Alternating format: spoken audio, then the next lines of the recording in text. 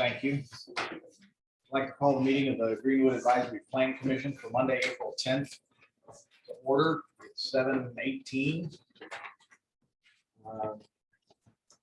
First item of business is approval of minutes. So moved. We have a motion to approve. Is there a second? I'll second it. Motion by Monica, second by Mr. Probst. Yes. In favor, please raise your right hand. All opposed, same sign.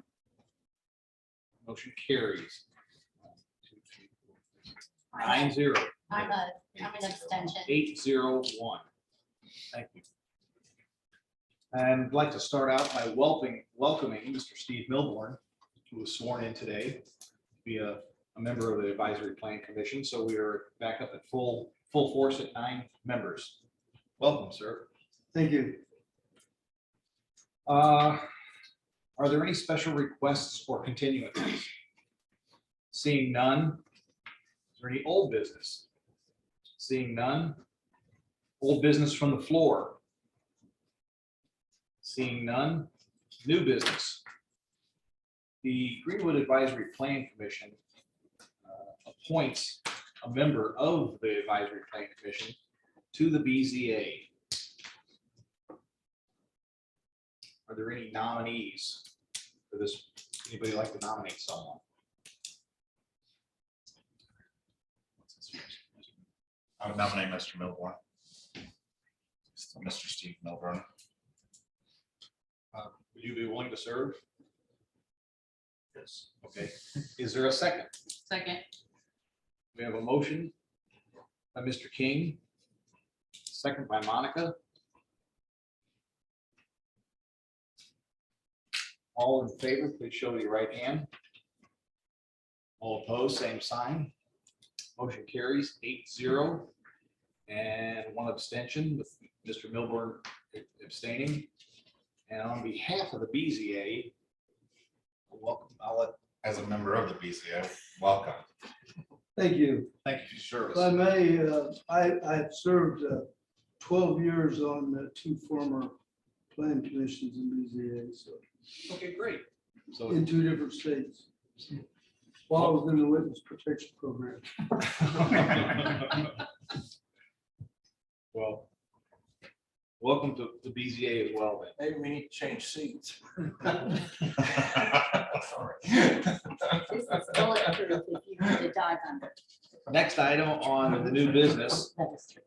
That's- is we have a public hearing for, It's just a hearing. oh, it's not a public hearing? It's a hearing Oh, for it's a the hearing. owner and any of persons with an interest in the property. Thank you. For the address of 5052 West Main Street, order of demolition. David Nelson, I believe, is the owner. The Plan Commission is the hearing authority, shall open the hearing and regarding the enforcement action. The enforcement authority is Mr. Kenneth Seal, the building commissioner. He shall come forward and present to the Plan Commission his evidence and argument regarding the unsafe building violations and his order regarding the violations and necessity of enforcement. Mr. Seal? Yes. Would you be sworn in, and anybody who's going to speak on this matter, please rise and be sworn in as well. Swear to fill this perjury. That's my true to the best of your knowledge.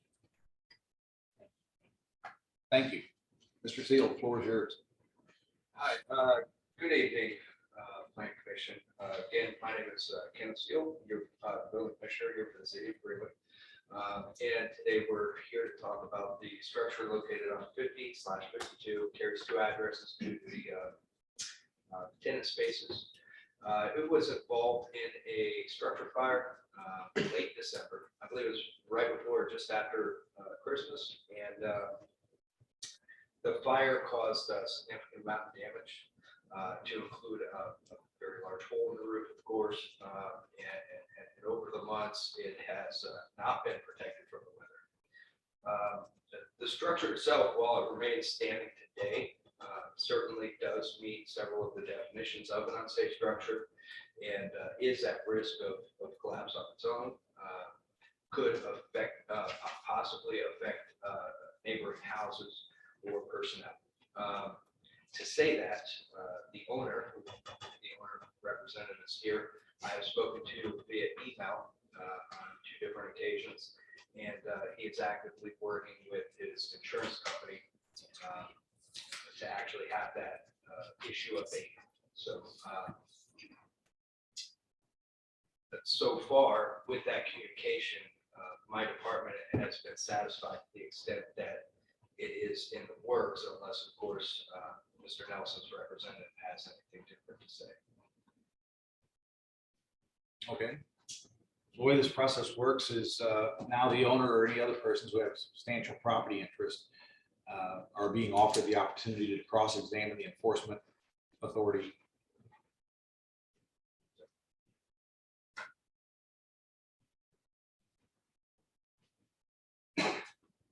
Good evening. My name is Joe Lawson. I'm the property manager for the property in question here.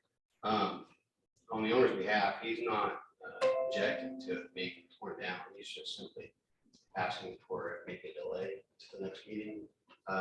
He's been working with State Farm Insurance. They issued a order of repair in middle February, to which he immediately appealed because of the condition of it and because the contractor met at the house of all said pretty much what Mr. Steele said. They don't even want side of it. But until we got his order, State Farm pretty much was just telling him no, they weren't going to do anything. But since we've gotten Mr. Steele's order, State Farm has changed their stance quite a bit. So it got resubmitted for demolition. I believe it was last week. So they said it would take about a week. I did follow up with them again today. They don't have an answer yet, but they expect to have one soon. So on the owner's behalf, my only request is simply to give us until the next meeting, which I believe is, if I see the calendar right, 2 weeks from today.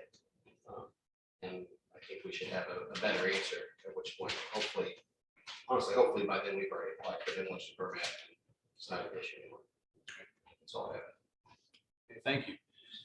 Is there any more testimony or cross-examination by anybody? Yes, sir. Thank you. Under Indiana Code 36-7-9-7A, this hearing, obviously, the board, the commission has the possibility to affirm the order of demolition, to rescind it, or to modify it. I'm asking today that we simply modify the order in the hopes that we don't have to represent the city here, and extend the order from a 15-day to a 30-day to allow payment from the insurance company. Of course, if an insurance company is going to pay for it, then I would want that. And it sounds like all parties are in agreement. The insurance company just may need more evidence or testimony even from my behalf regarding the order to assist that. So I don't see this property being one that will not come into compliance. They just may need that additional time, and I don't know that it would require us to have another hearing over. Of course, if we reach that 30-day time frame, then of course we would likely have to come back. But the way things are going, I don't anticipate that. Mr. Steele, do you actually have the order to place into the record? A copy of the order? I have an electronic copy.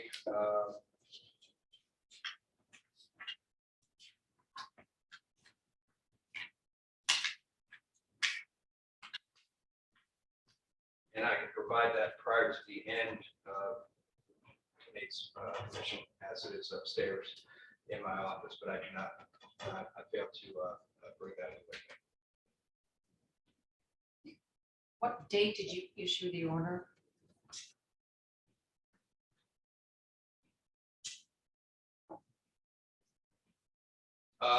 The issue date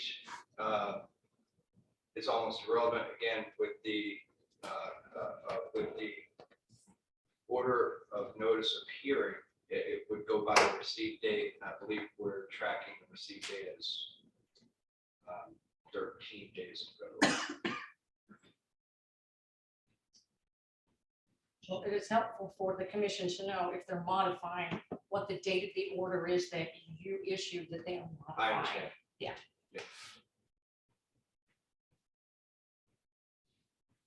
How long would it take you to retrieve that? 3 or 4 minutes.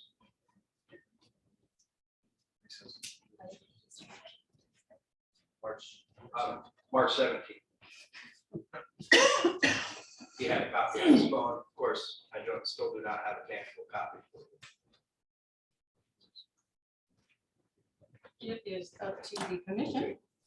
Okay. Is that something I can just declare? Yes. Okay. Why don't we take about a 2 or 3 minute recess and allow you to go retrieve that? And we'll be waiting. Will do. Thank you. Thank you.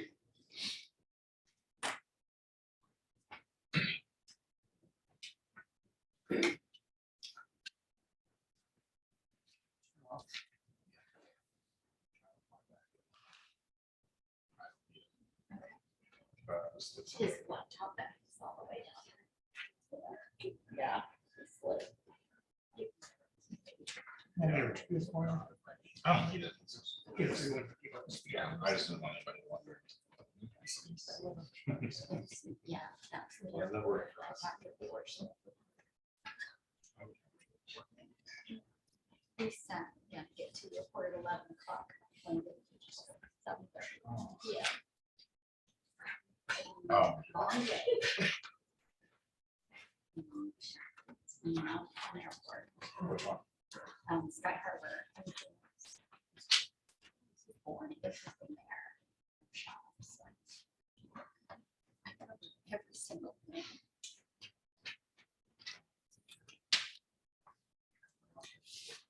I've never flown into that. I don't mind. So we'll- It just, in it, No, it's huge. it's just huge. No, I've never flown into it. All over in Texas. Well, you at least got a good preview tonight. Yeah.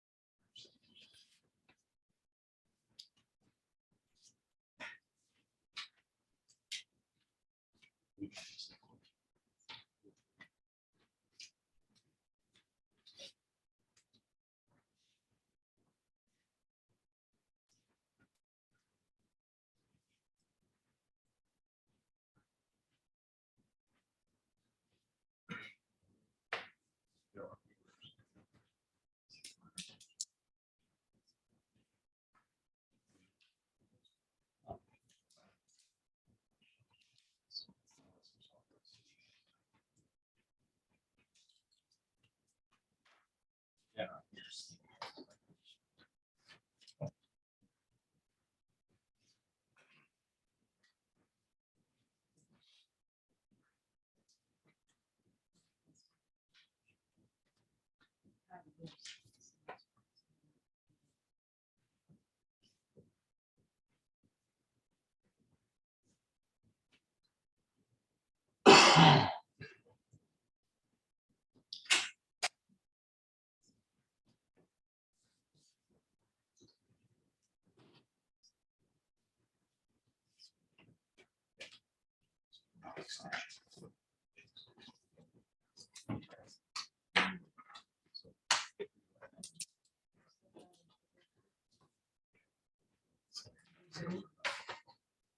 Microphone's back on.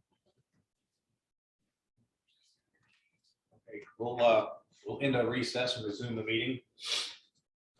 We have an order of demolition, notice of hearing dated 17th of March, 2023. I have a question, will 30 days be enough? That'll be 16th of April. So again, the date that notice was received via certified mail was April 3rd. So that should be the recorded date of service. So it'll be May 2nd will be the 30-day extension. That would be correct. I would just ask that part one of my order is that within 15 days of receipt of the notice, there would be a demolition permit filed with my office, and that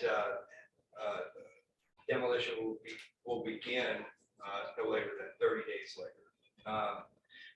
I would just add that 15-day be from today, should you affirm the modified order, and then 30 days from today, I think should be ample time to work with the insurance company. Have a peaceful resolution of this. Mr. Lawson, are you in agreement with this? Yes. Okay. Okay, so the first thing we have to do is the plan commission has to affirm that we have an unsafe building. Is there a motion? Officially accept that into the record? Yes. I thought I said that. If not, we've officially accepted the order of demolition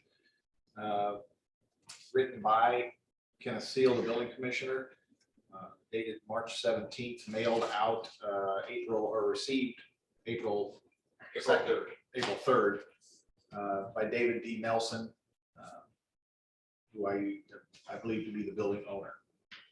That is correct. We'll get this into the record. So then we need an affirmation that this is an unsafe building. That would take a motion. Well, you can move to affirm that it is an unsafe building, cite the reasons, and then modify the order as issued. Oh, we by can the do it building all in one? commissioner. Yes. Okay. That's a question. Or are we just continuing this till the next meeting? No, No? the Okay. request is to actually modify the initial order to provide additional time for the owner to file for the building permit and begin demolition. So there is no need for an additional hearing. So basically, we're saying, yes, it's unsafe, modify the order and say that it needs to be demolished within 30 days from Begin. today. Although I thought, Ken, didn't you say something from today? Right. So again, because they're still going through the insurance, then I would request that rather than the 15 days of permit application and or receiving and the 30 days of demolition beginning, that instead of that date going into effect on April 3rd, the date of service, that date be from today. And I think that, in my opinion, would allow ample time for the insurance company to come through. A contractor would have to be identified, hopefully. They're working on identifying one now. And then, of course, there'll be provisions, because it is directly here on Main Street, that would need to be put in place for the proper demolition. So their willingness to work with my department on it makes me want to also work with them again, and hopefully not have to continue to come back here. However, I mean, if you'd like, we will. And then, of course, if it is not in the works by those timeframes, which I believe to be reasonable, I believe Mr. Lawson agrees, then of course we would have to come back. So really, we're saying modify, affirm and modify effective today. Yes, to the Today. dates, to the dates Third. quoted by Mr. Seal. That's clear for everyone, I think.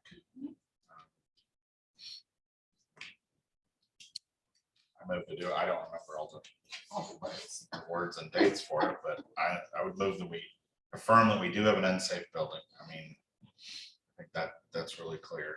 And that we modify the order to The dates quoted by the dates quoted by Mr. Seal, which is really effective today.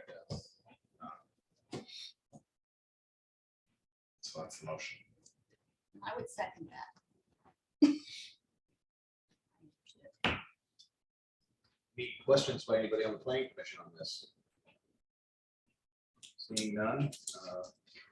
The motion by Mr. King, a second by Ms. Gardner. All in favor, please show by raising your right hand. All opposed, same sign. Motion carries 9-0. Mr. Lawson, thank you for your cooperation. Mr. Seal, thank you for your efforts.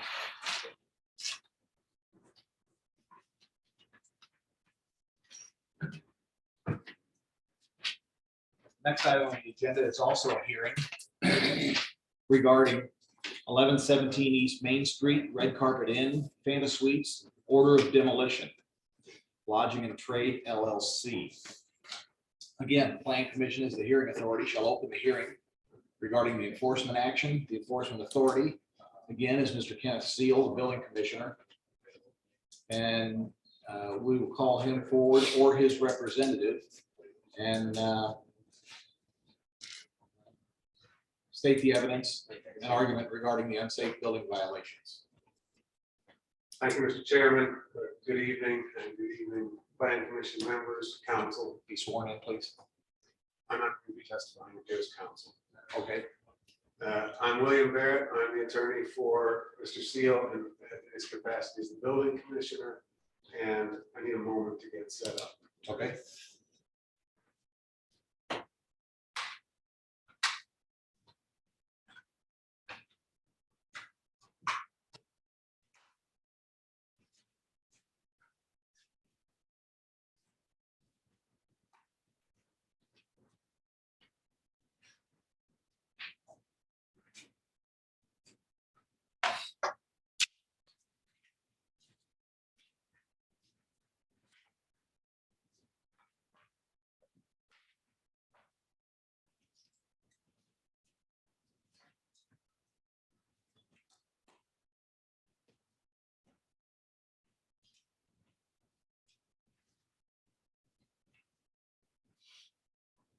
Again, good evening. As the chair has noted, we are here for a hearing on a demolition order issued by the building commissioner in regards to property at 1117 East Main Street here in Greenwood. This is a property that you have already found to be an unsafe building. Question before you tonight is whether the unsafe buildings, property, are to be demolished pursuant to the order that Mr. Seal issued on March 17th. Now, the statute that you've already discussed in your prior hearing, Indiana Code 36-7-9-5, subpart A, has two parts that are relevant to tonight's hearing. 36795A7A, 36795A7B.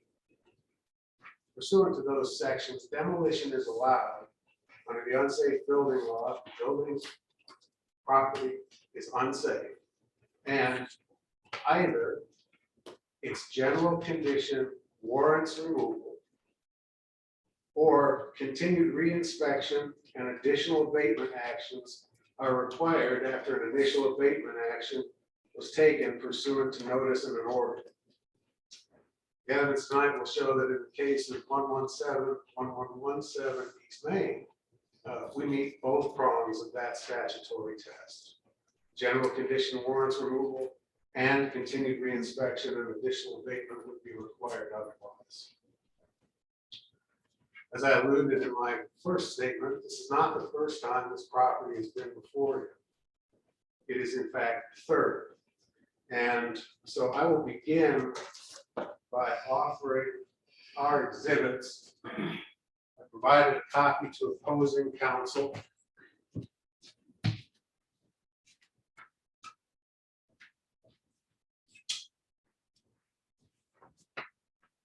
And at this time, I'm moving for the admission of those into your record. Objections go through our attorney. What is the basis of your My objection? name is Tony Paganelli. I represent the respondent Lodging and Trade, doing business as the Red Carpet and the Fanta Suites Hotel. In particular, Exhibit 4 is simply a complaint filed by the city in court. As council knows, it's not evidence of anything, it's merely allegations. Similarly, Exhibit 5 is an order on a preliminary injunction, not evidence. Exhibit 6 is an order denying a motion to correct error, which really has no bearing on the proceedings before this body tonight. I would object to those 3 exhibits on those bases. Thank you.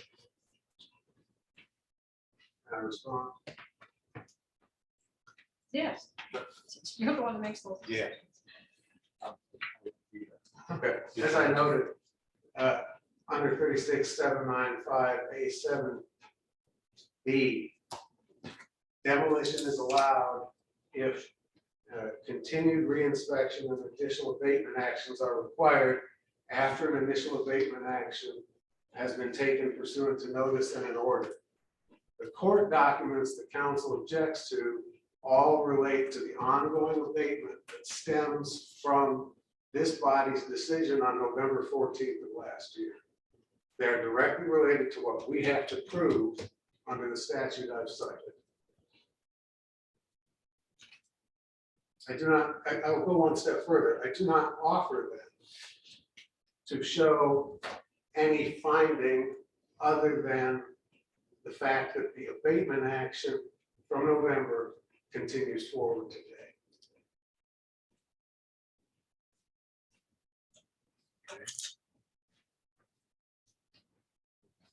I would agree that for that limited purpose, they should be entered. Let the record show that we have a binder titled Red Carpet and Fana Suites, Greenwood Plan Commission, April 10th, 2023. The table of contents includes 1, 1A, 1B, 1C, 1D, and then 2 through 11. And it is entered as evidence. Thank you. Next, by way of evidence, I would ask the body to take administrative notice of the records in its own proceedings regarding this property on October 24th, 2022 and November 14th, 2022. Those were the dates of the last hearings. At the November 14th, 2022 hearing, evidence was presented and you issued a finding and an order that is the subject of the abatement that I was alluding to in regard to the court documents. The effect of granting administrative notice is to put all the evidence together rather than leaving it apart. We'll allow this.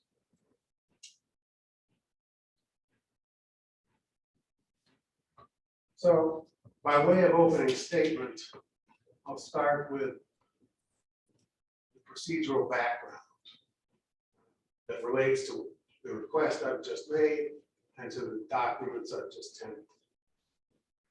In June of 2021, there were complaints made about the property.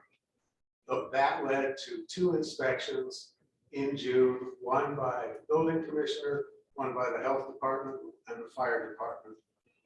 That led to a notice of abatement. That notice of abatement is Exhibit 1A before you. It's also part of your proceedings that you've taken administrative notice of. As a result of that notice of abatement,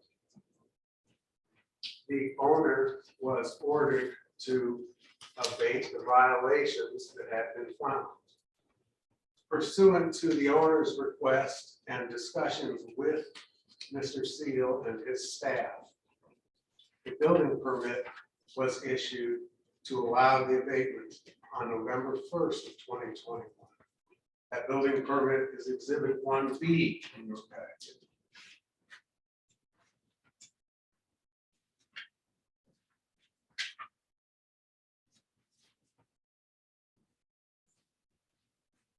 Excuse me, I apologize. That's Exhibit 2 in your packet. Thereafter, the owner was given several months to conduct the abatement activities and bring the place up to code.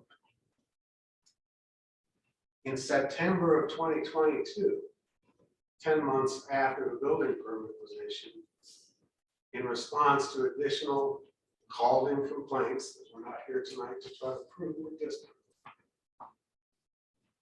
another inspection occurred. That inspection led to the issuance of, on September 30th, of a notice of non-compliance and an order to vacate. that order was supplemented on October 11th by an order, another notice of non-compliance, and a notice of hearing to bring the matter before you. The notice of non-compliance found that the property had deteriorated over the course of the 15 months since the June 2021 inspection. And so abatement was again ordered. Like this order of demolition that you're hearing tonight, that order has an automatic hearing. Hearing was scheduled, brought your October 24th meeting, taken administrative notice of this. It is also, history I'm reciting is also in your minutes from November 14th, which is Exhibit 3. So you have that in front of you.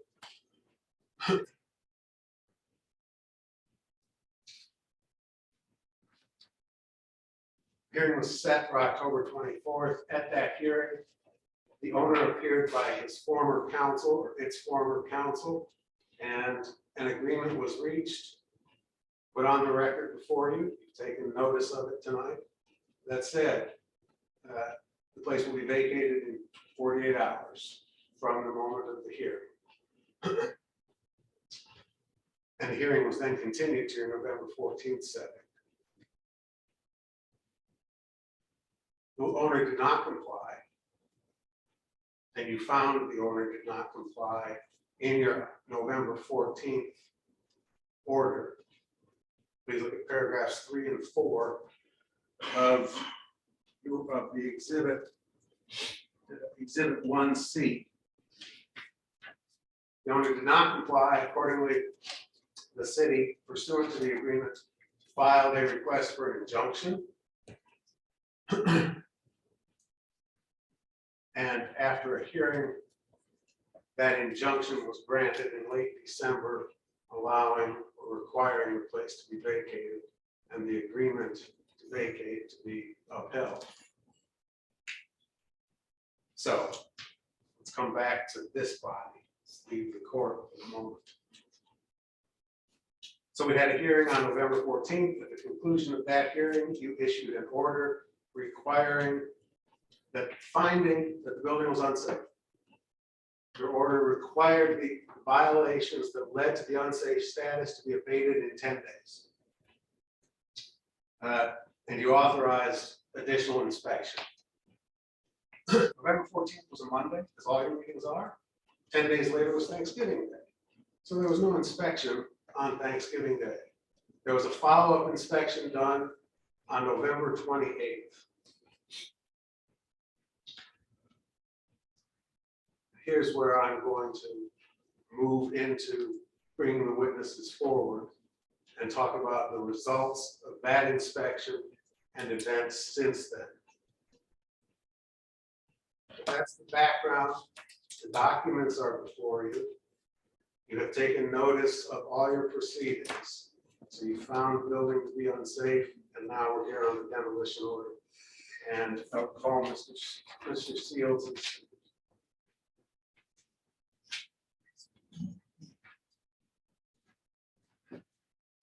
Mr. Seal, will you please be sworn in? You swear to tell this perjury? And the city does not.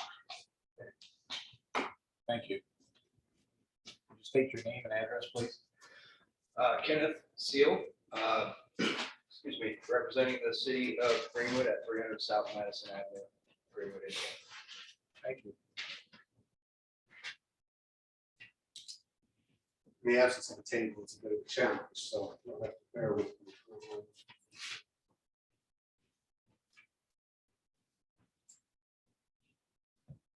Mr. Seal, reading for a living, sir. I'm the building commissioner for the city of Greenwood, How long have you been the building commissioner? nearly 3 years. And what did you do before that, sir? I was a building inspector for the city of Greenwood. How long did you do that? roughly 2 years. And what training and experience do you have in the building and trades industry? Well, I also have 5 years prior to that with the city of Indianapolis, Marion County, working in their building department, as well as nearly 20 years in the construction field. And I maintain 13 ICC construction inspection licenses. Are you familiar in your capacity as the building commissioner with property at 1117 East Main I Street? am. How are you familiar with it? Well, familiar first off as the hotel Red Carpet Inn, and then of course with my department's involvement and assisting the fire department with their involvement through inspections and abatement Have you had to inspect the property then? a number of times, yes. You've been in the room tonight as I recited the procedural history of this. Yes. Let's talk about events since the plan commission issued its order on November 14th.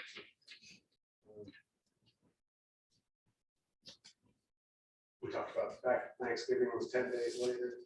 There was no inspection on Thanksgiving. What did happen after November 14th? We scheduled an inspection for the Monday following, That would be the 28th. the 28th of November. And who attended that inspection? That was myself, my senior inspector, Matt Correa. For the fire department was, I believe, Brian Angrick. I believe Tracy Brumble was in attendance as well. Miss Betsy with the Johnson County Health Department and a number of her staff. And was anyone present on behalf of the owner?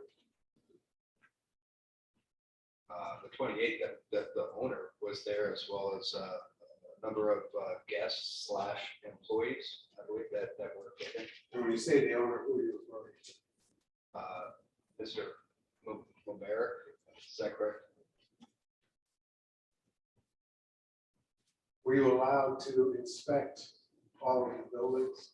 No, we were not. What did you inspect? Excuse me, we inspected building A, which is, would be defined as the main building with the lobby. And however, we were not able to inspect all of that building. What are the other buildings? Tell the planning commission what this place looks like.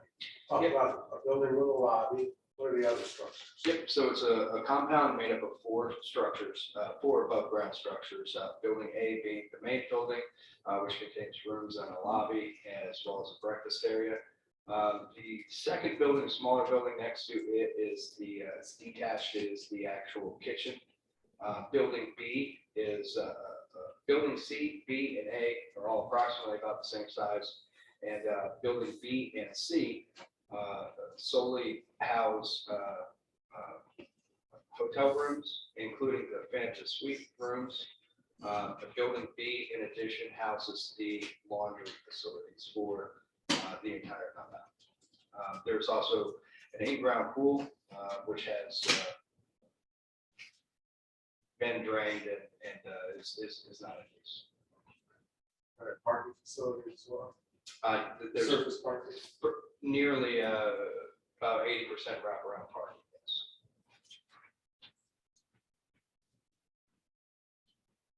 What did you discover on the November 28th inspection? Well, so initially, we did see that they were working. They were actively working on building A, with probably more of their focus downstairs, while some of the minor issues had been corrected or in the process thereof. When by the time we reached the second floor, it was quite a mess. It was not, the hallway was littered and there was, it was a mess. How did it compare to what you saw in September prior to the order issued by the planning commission?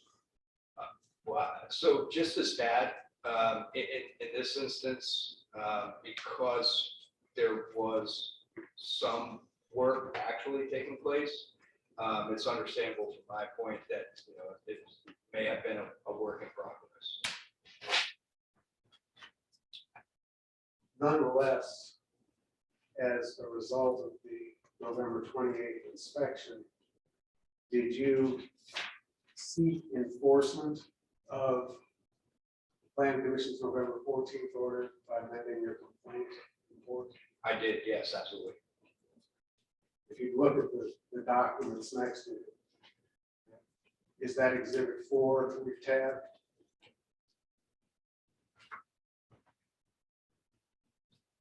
It is, Is that complaint still pending? You have a judgment. no, we not on the amended complaint. no.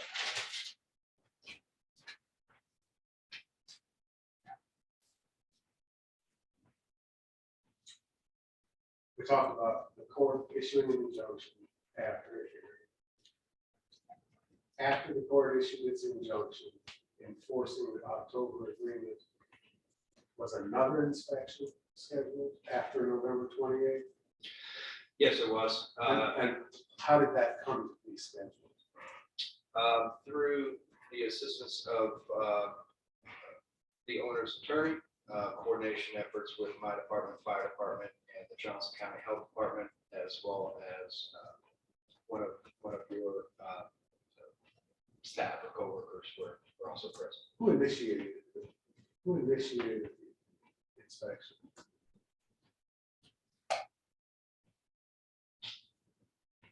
I'm not actually sure who initiated it or to what, I mean, I know we did, but Who as far requested as it?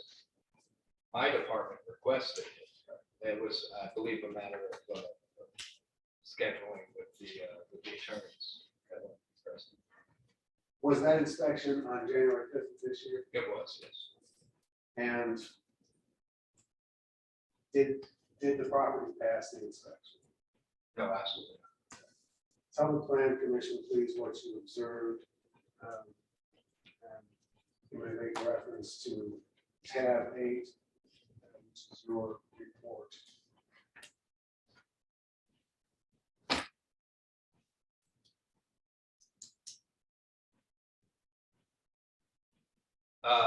Well, right, so building A, again, the main building with the lobby is the building that we started on.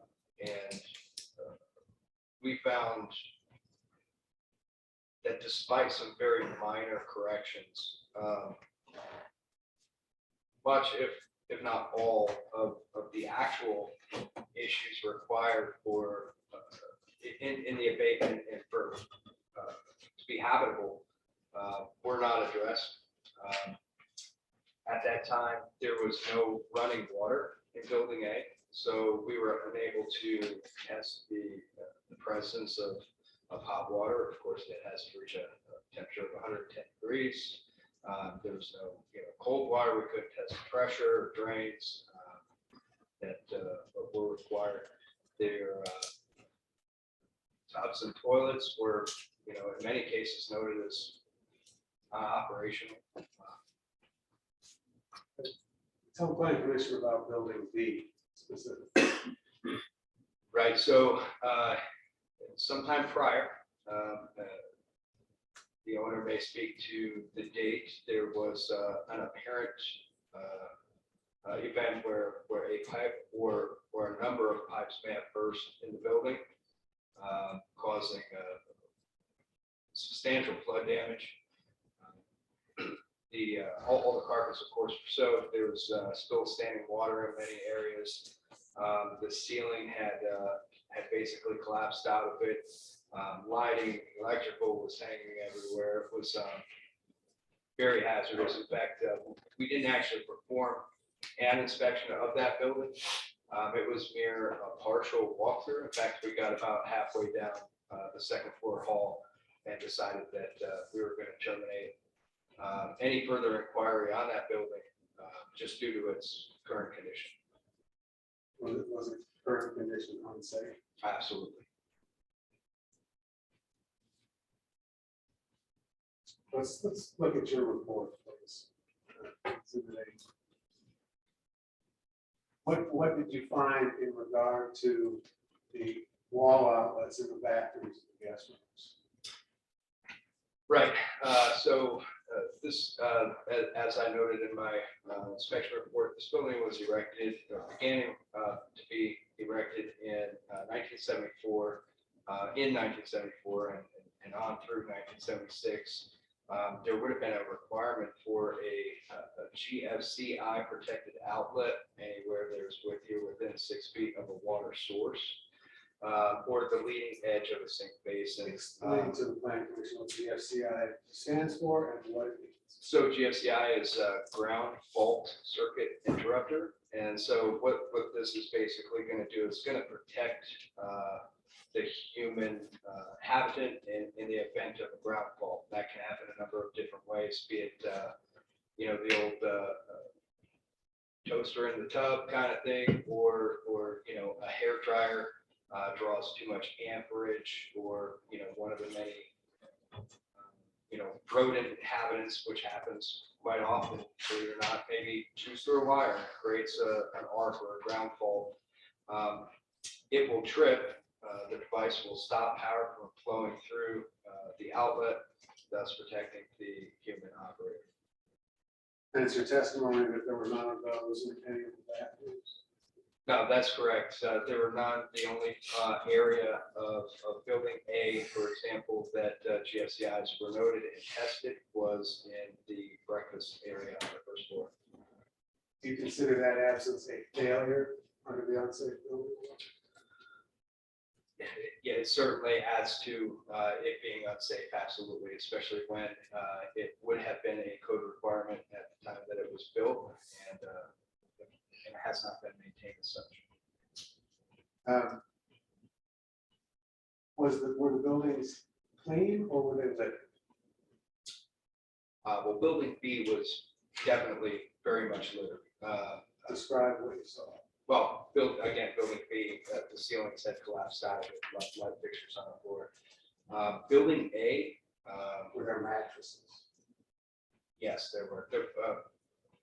Many of the mattresses that may have been removed or replaced were littered about kind of Was haphazard. there other things? Was there other litter that you saw? Furniture that maybe again was broken or not being used. There was not dumpsters on the site to contain this type of trash and debris. It was just merely haphazardly thrown about, many of which I believe still remains today. Describe the exterior balconies. Yes, Some of them had been repaired, however, a large number of them, I believe they're mostly noted in building A, for example. Again, we didn't get that far in depth with building B, and we can speak about building C in a moment, but a substantial number of them were not properly secured, or maybe at one time they were, but of course, because, the weather had Is it your testimony about the railings were loose? many of them, yeah. And what about the paint or the sealant on the floor of the balconies? Right, so there's a coating down, and I'm actually not sure if it's like a paper that might go on a skateboard, or if it was actually a paint that is applied. But it's bubbling up in such a manner that it's difficult to navigate those balconies in many areas. It's certainly a trip hazard, especially when the balcony railing is affected so much so that it may or may not. In other words, I would not test the 50 pounds per square foot that the balcony railing is supposed to hold, just because I don't want to take the elevator down. Is the breakfast area in building A? The breakfast area for the hotel, is it in building A? Yes, it is. Okay. Look at your notes, please, at your report, and tell the planning commission what you found in the breakfast area.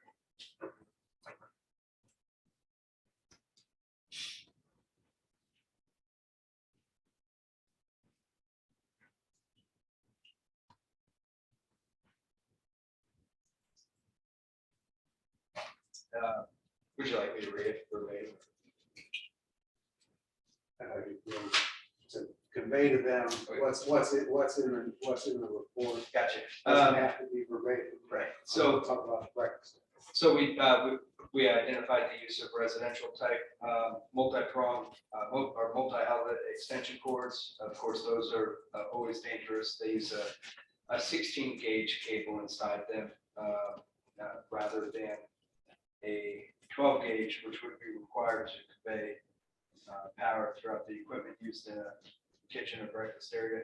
We found rodent droppings. Possibly the health department can better identify them. Did you find exposed wires? Yes, on top of the what I believe is the freezer with a very large amount of ice overflowing throughout it. Hanging outlet from the ceiling, doors not labeled, that kind of stuff. Okay, let's move on to the first floor hall and maintenance room. What did you find there that was problematic? The emergency light was falling off from the hole. There's visible water damage, paint and wallpaper peeling away from the wall, missing baseboards and peeling in other areas. If you go up one entry onto the first floor maintenance room, what did you find there? Yep, that was dangerous? there was just a hanging outlet from the ceiling. The door wasn't labeled. It is required to be so. And panels not properly labeled. When you say panel, what do you mean? The breaker panels where your primary home runs come and plug into either the neutral bus bar, the ground bus bar. But the circuit breaker panel. Yep. That we're all familiar. Yep. You're saying it was left open, and were there parts exposed that were live? Right, absolutely. So there was several panels in there. I believe one or two of them actually did not even have the panel covers on them, again, with exposed electricity. As we go through in your report through the rooms, starting with room 101, what are some of the common faults that were discovered on the inspection?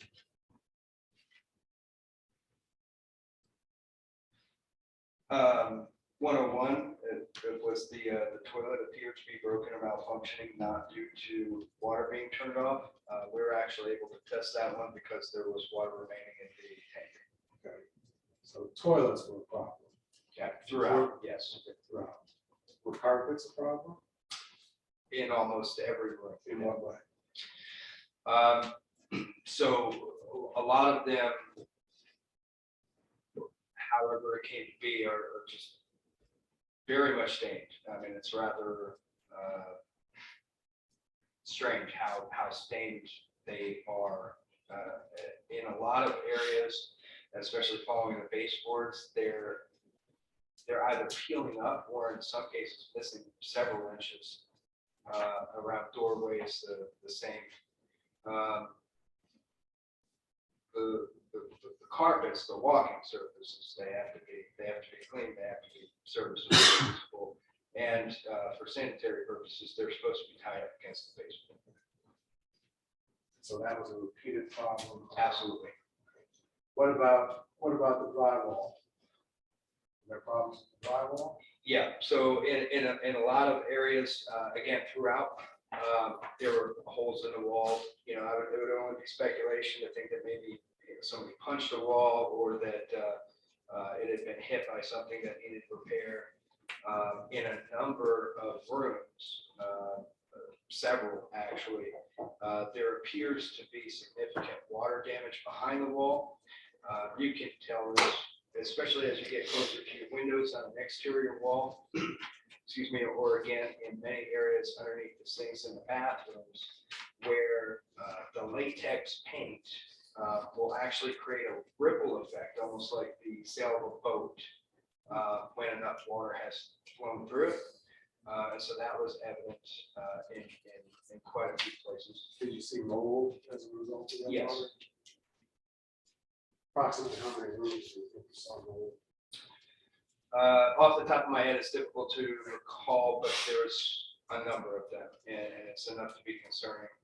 A lot of it was even discovered where there were seams in the wallpaper. There was enough mold to possibly eat away at the adhesive, and so they're peeling back. And as you kind of just peel it, you know, you can, it's there, it's around the windows, it's in the bathrooms. So there's a significant amount of it. Did you find, you've already talked about the toilets, as to the sinks and the showers and tubs, did you find leaks? I don't know that we specifically found leaks on this one. However, leaks, excuse me, and malfunctioning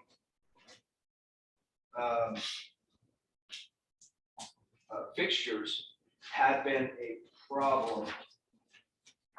I think that we were possibly able to test a small number of them on the first floor, because of course just the gravity in the water remaining in the pipes. But in the prior inspection, we had a large number of them. If you look at room 206, please. I'd be grateful if council would let the witness answer rather than leaving this much.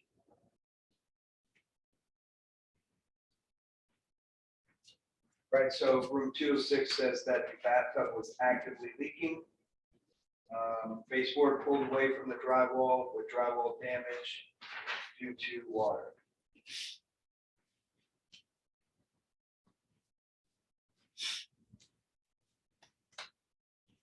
Talk about what you noticed with regard to electrical outlets and wiring, general proposition. Well, obviously we have the lack of GFCI protection, but in a number of areas throughout, we would find broken outlets that did not function, outlets that didn't have cover plates on them. There was a couple of areas where there was just no outlet installed, exposed wiring. I did not touch them to find out if they were hot or not. But there's a number of issues on both floors and in the break room and of course the maintenance room as well, mechanical. Did you find problems with the baseboards in the rooms? That again was common, that baseboards were missing in some areas, they were broken, they were, you know, pulled away from the wall in a lot of areas. And that was a common theme again throughout.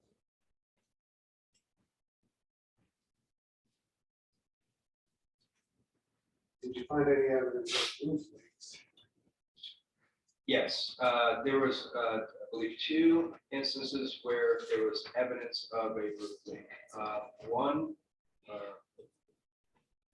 at least the main one, I believe in room 201 or 202.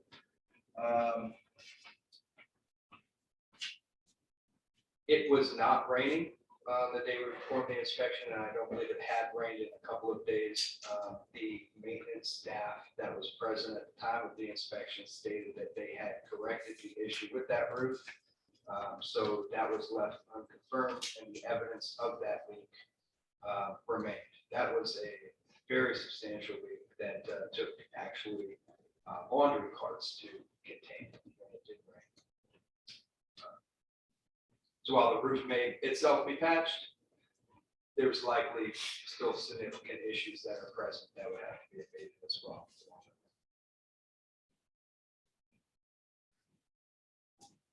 Plan Commission has your report in front of it. Is there anything else in your report that you'd like to expand upon?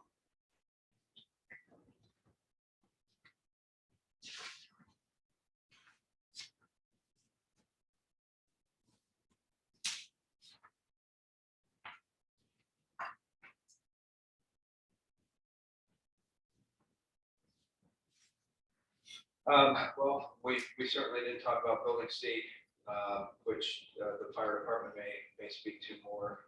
We were unable to inspect that building due to the presence of a gas leak. I don't know that specifically there's maybe one thing to expand on other than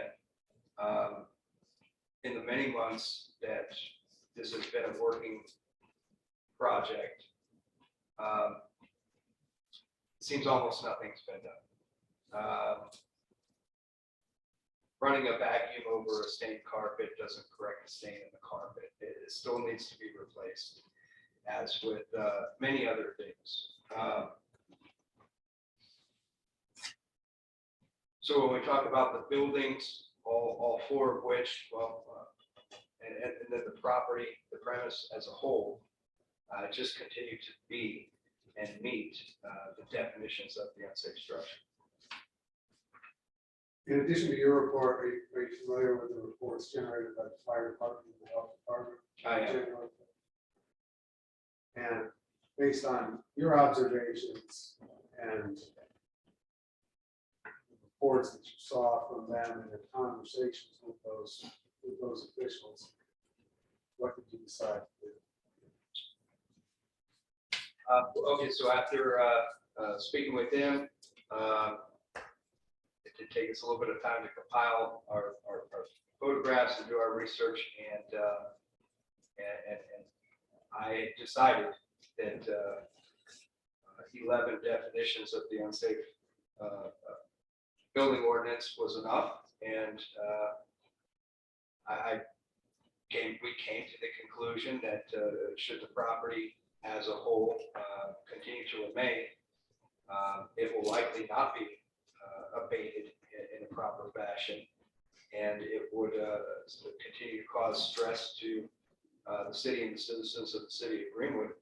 And I issued the order to demolish the building, all four of the buildings, the pool and the parking lot. As part of your decision-making process to issue the demolition order, did you inquire to the frequency of police and fire runs to the property? I did. That was one thing that was taken under consideration, however, was not the sole basis of any one decision. But, yeah. If you look at tab 1D, exhibits,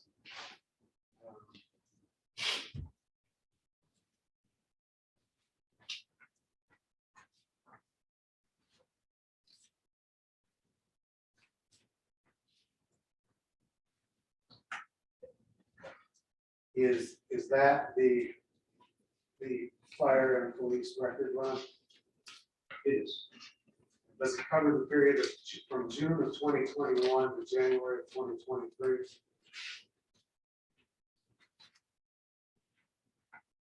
does. And how many police runs were there in that time? 250.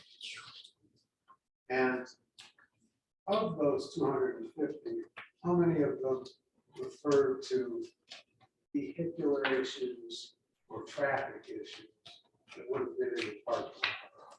23. Do you recall how many fire runs there were? Yeah, 37.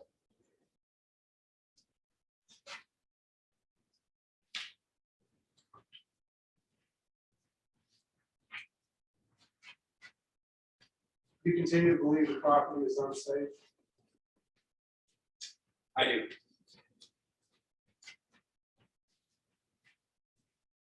You believe that the general conditions of the property, including all the improvements, warrant removal? I do. Specifically as to building A, is it unsafe as under the unsafe building law? It is. Is it related to building B? Is it unsafe? It is. And C? It is. If the building were not to be demolished, buildings were not to be demolished, would further reinspection and abatement actions be required to bring it up to code? Yes, absolutely.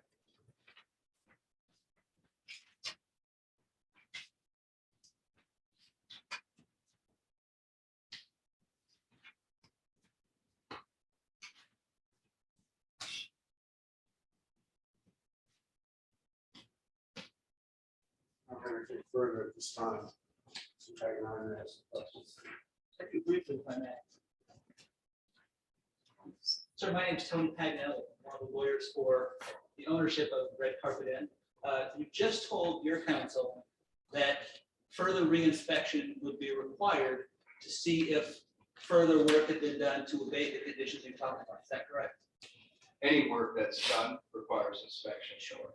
And the last time you were out was January 5th, right? That is correct. And you said you saw a workman working that day? Not actively working that day, there was evidence of work going on. And you said to your counsel that you were escorted on the tour by some of the workers who had been in the building. Is that correct? Yes. Okay. You haven't asked to come back out and inspect again in the last 3 months, though, have you? No, I have not.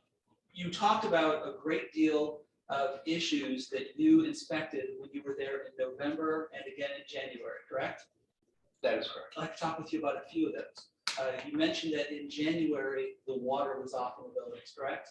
That is correct. Would that be typical if plumbing work was being done in the buildings? Not at the time of inspection, no. At the time, the moment of inspection, you didn't see plumbing work done.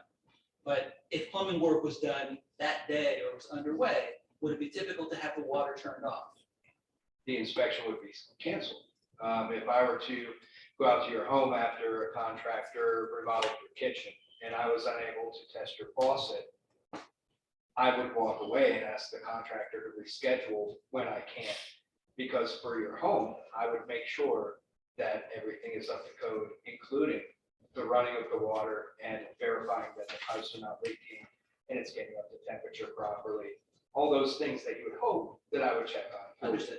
Do you know if plumbing work was underway when you were there in January? No, no one was actively doing plumbing work at that time. There was an apparent leak in building B. Thank you. You talked with counsel about police and fire runs, correct? I have. Is it accurate that the volume of those police and fire runs dramatically decreased from October of 22 through January of 22? Sorry, January of 23? Without analyzing the number and percentage, it's a possibility. But so the document in there would show if police and fire runs had decreased substantially during those fourth quarter months of 22 into 23, correct? If it's in there, it's in there, right? If it's in there, right. I haven't run the averages on things or isolated that particular time period, to add up the number of runs divided by the number of days in comparison to any other time period. I think if you'd like to, we can. All I want to know is, did it get better in the fourth quarter? If you don't know the answer, you don't know the Yeah, answer. I'm not sure. Did the mayor give an interview to Channel 13 in December in which he said that the police and fire runs had decreased substantially since the injunction was issued by the court eliminating occupancy? I'm not aware of that, and I'm also not at liberty to speak on behalf of the mayor. I just want to know if you knew whether he said it. If you don't know, that's fine. I did not see that. You told us that the pool's been drained, right? That is correct. To the best of your knowledge, is the building secured so the public can't get in? Is it locked? I have not attempted to enter the facility, so I cannot speak to that. Do you have any reason to believe the building is not locked? Aside from a couple of complaints of I think there was a break-in or something like that, I would hope that it's locked, but I've not actively tried to enter the building. And you talked with counsel about a roof leak that you were told was fixed, right? That's correct. And you have no way of proving or disproving whether that's true, correct? We could probably get on the roof and perform a visual inspection of the membrane. But you haven't done that. No, we haven't. Okay. So as you stand here this evening, you don't know whether the roof was repaired, correct? Not at this time. Well, if the owner or contractors would like to provide access to the roof, then we can certainly investigate that, but not at this time. Sure. But you haven't investigated that, right? No. Okay. So is it accurate to say that your reports don't have any structural defects noted, but rather they were all interior? Is that correct?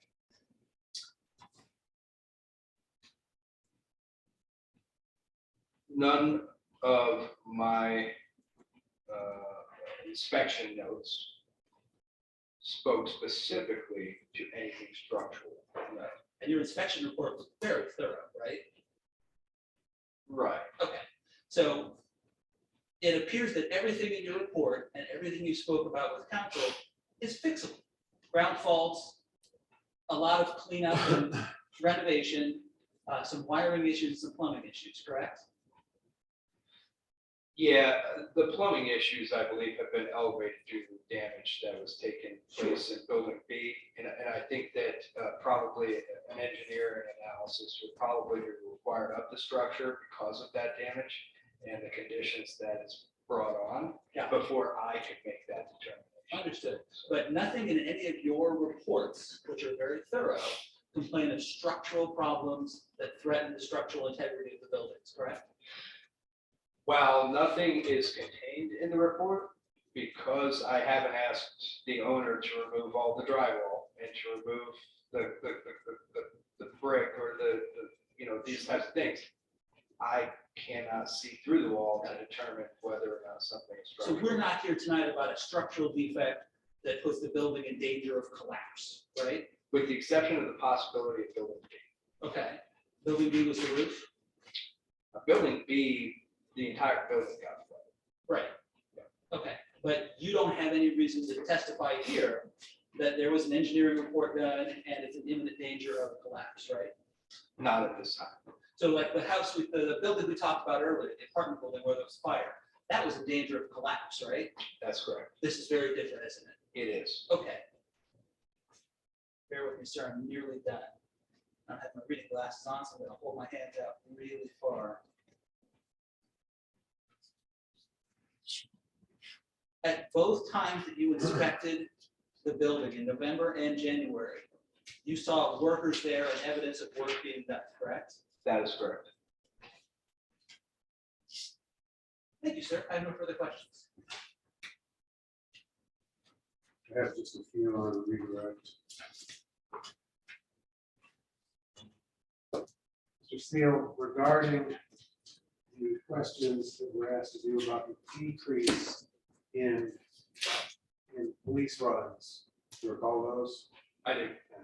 Recall the council asked you whether you knew about an interview that he said that the mayor had given. That's correct. And assume for a moment that council's recitation is correct. The mayor said, since the injunction has been issued, the police runs have gone down. Assume that for a moment. Okay. Take a look at tab 5. That's the injunction. Go to the very last page of the injunction.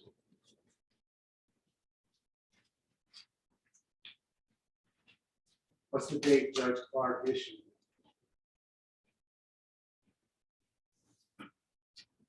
December 28th, 2022.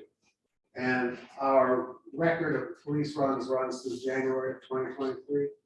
That is correct. So if the runs decreased in that report, they didn't have time to decrease much. did they? No.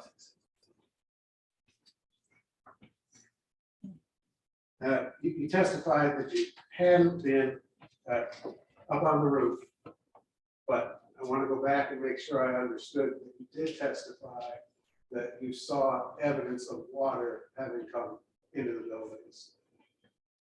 On a previous inspection, I was present when it was actively coming out of the ceiling into large laundry bins. We had photo evidence of that was presented at the last hearing, I believe. Regarding the questions about whether there are structural problems, is a structural problem a requirement to find something unsafe under the unsafe building law? It is not a requirement, no. Is it one of several possibilities that will generate a finding that a building is unsafe? It is, yep, absolutely. And you stand by your testimony that the property, the buildings are all unsafe? Absolutely. Nothing further, thank you. Thanks. Nothing else, Ryan, Mr. Seal. to the stand. If there's nothing else, Mr. Seal, I'd like to have about a 3-minute recess. For members of the Plan Commission if they need it.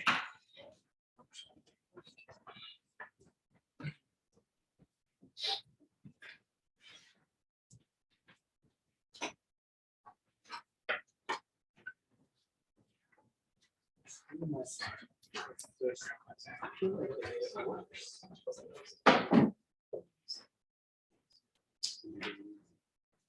guess so. I thought this was more simple than this. I know, I remember gonna do it again, it made it look dumb.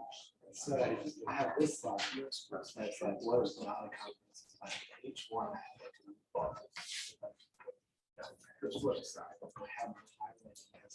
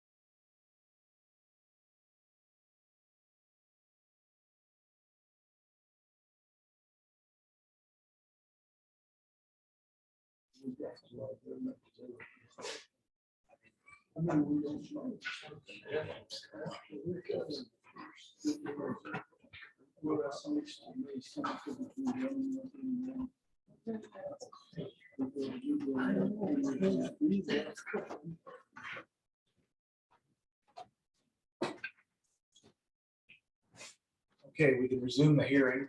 Mr. Mayor, please proceed. Thank you, sir. Sir Andrew.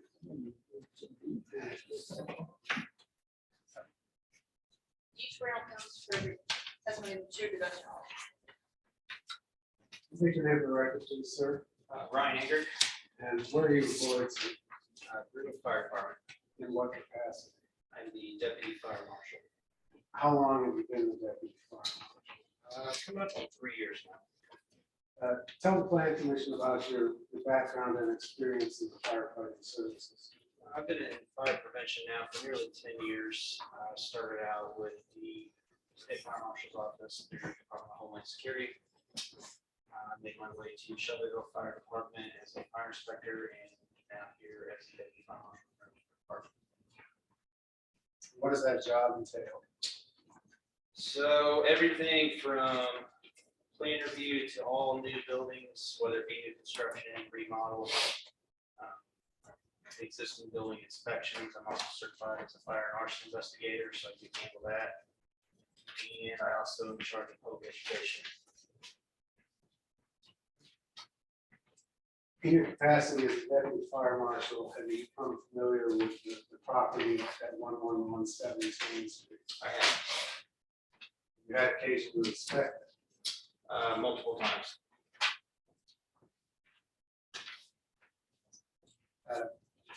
You were present in the courtroom and heard Mr. Seal's testimony, correct? Correct. Did you attend the November 28th inspection? I did. And what did you discover?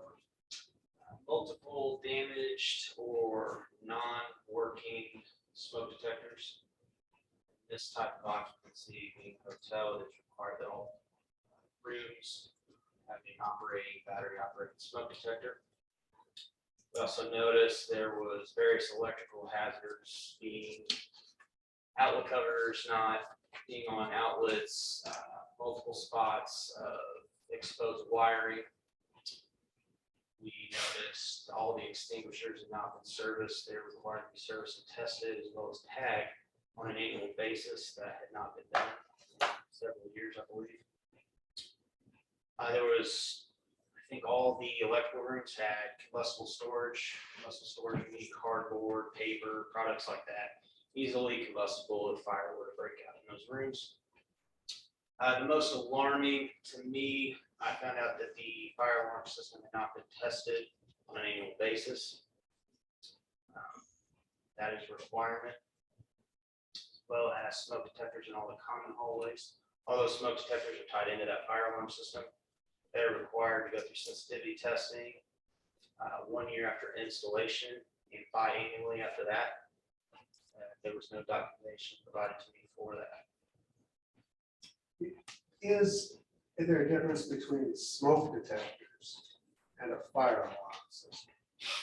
Fire alarm system is what's going to alert the hotel's monitoring company.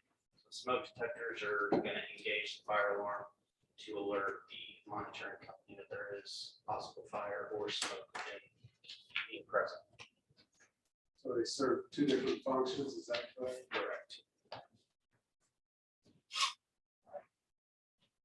Are the items you enumerated violations of the fire code? They are. Did you have occasion to re-inspect the building on January? I did. And did the fire marshal accompany you? For a little bit, and then he had to leave on an emergency for personal reasons. Okay, and what's the fire marshal's name again? Tracy Rumble. Let's talk first about what you observed on January 5th. What did you find that day? And I turn your attention to tab 7, the exhibit list.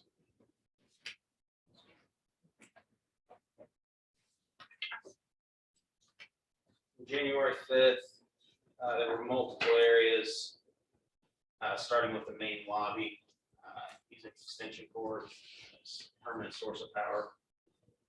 That is not allowed by fire code. The extension cords are just not built to be permanently ringing. It's a very easy way to start a fire. And before you go on, I'd ask you to explain to the plan commission the formatting that you've done. You've got red ink there, you've got photos, so that they can follow along. What are the 3 different things we're seeing? Black ink, red ink, and sometimes photo. So the 3 different things you'll notice is I will point out the violation, and then in red, I will quote the fire code. The picture is just an And then the illustration picture, of the just, yeah, violation. there's no, as he said, illustration. The multiple extension cords, various locations. If you look to, I guess the 3rd page there, you'll see kind of an orange multi-plug adapter plugged into that black power source there, and then next to it, I'm going to refer to as an ungrounded extension cord. These are major leaders to fires, starting fires. No ground to it. If you can continue on to the next page, you'll see exposed wiring in the kitchen area. Continuing on, more electrical violations, Q adapters, you know, as Mr. Seal stated, they're just not built for permanent wiring. Source of wiring.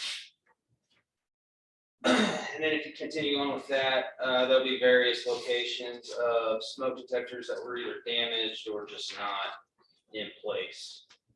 And like I mentioned earlier, every hotel room is required to have battery operated smoke detectors. So these are vital for people that are going to be sleeping there. And if they're not there, that's your earliest notification device. I did mention that there's combustible storage in most of the electrical rooms. Any kind of arcing from any of those panels can make their way into that combustible debris, starting that fire. Reiterate off of that, with the alarm system, if even working, it could be 30 minutes, 45 minutes, that fire could just be growing. 45 minutes with a fire is a lifetime, 2 minutes with a fire is a lifetime. Without any kind of notification, we risk not only the residents there, we risk my fellow firefighters. I mean, that's not acceptable. Continuing on, you'll see more damaged smoke detectors, smoking in areas. I'd like to stop you at the page you're on. Are you on the page with the polka dot? Polka dot photograph? Yes. Tell the plan commission about the item you recite at the top of that page.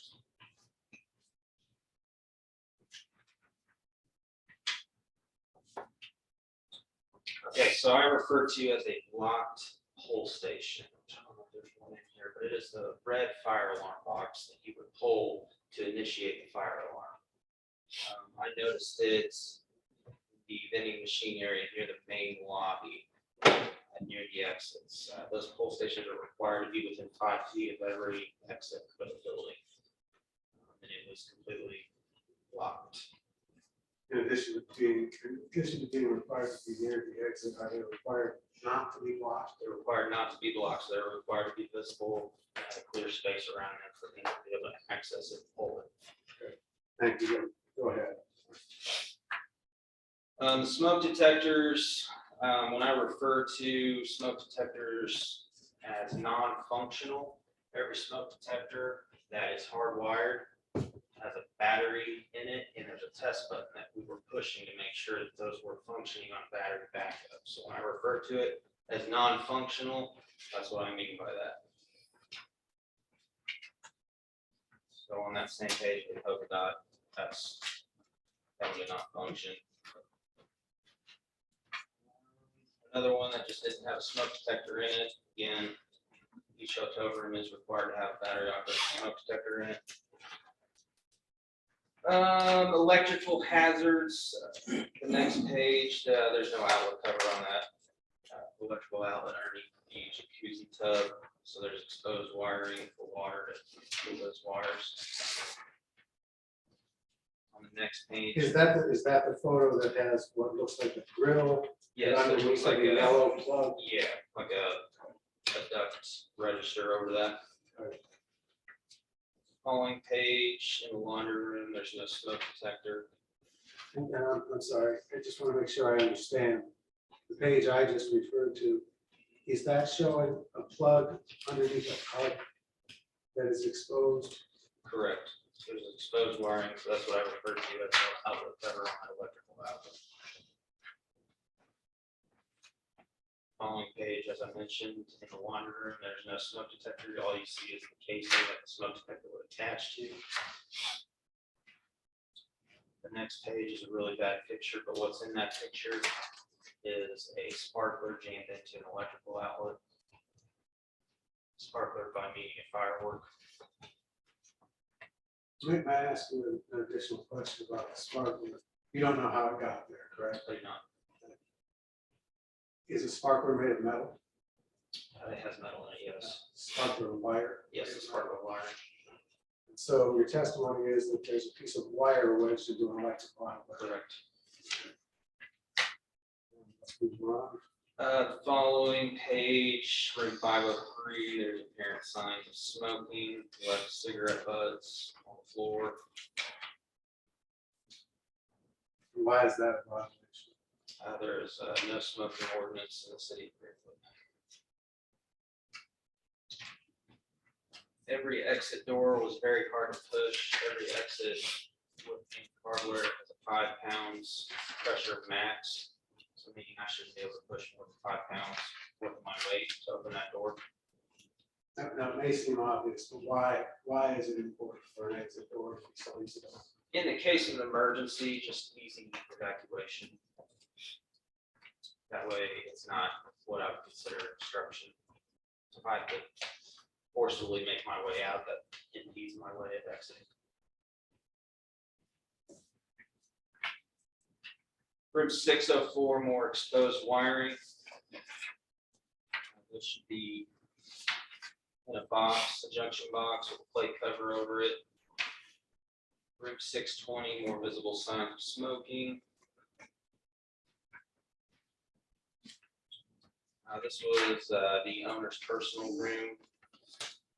Is this the picture of the recliner? Yeah, recliner and pancake mix there. Only myself, Mr. Seal, and Betsy from the health department was allowed to enter this room. Like mentioned before, the extension cords. And I'll use those as a permanent source of power. Multi-plug adapter. Same thing with the extension cords. That's your report. If you go to tab 9. Let's talk about Fire Marshal Rummel's observations. So first floor electrical room, the electrical panels, we established that the ledger in it needs to be properly labeled. From a fire perspective, that's important. We can go in and narrow down a room, say room 300. There's a apparent electrical fire, we can just fill that breaker right then and there, eliminating power. So we don't, they're not being properly labeled, we're going in blind. Just like I had mentioned, combustible material stored in all mechanical or electrical rooms. Mention that. In addition to the panels not being labeled, is there a problem with places for fuses that aren't filled? Yes, so that falls under the alignment of abating all electrical hazards. But now open space on those electrical panels. Otherwise, you just put a blank on it. That's what we call it. That way, there's no exposed electrical wiring. In lieu of that as well, there was no working space clearance. It's required to have a 3-foot clearance, 30 inches to be exact.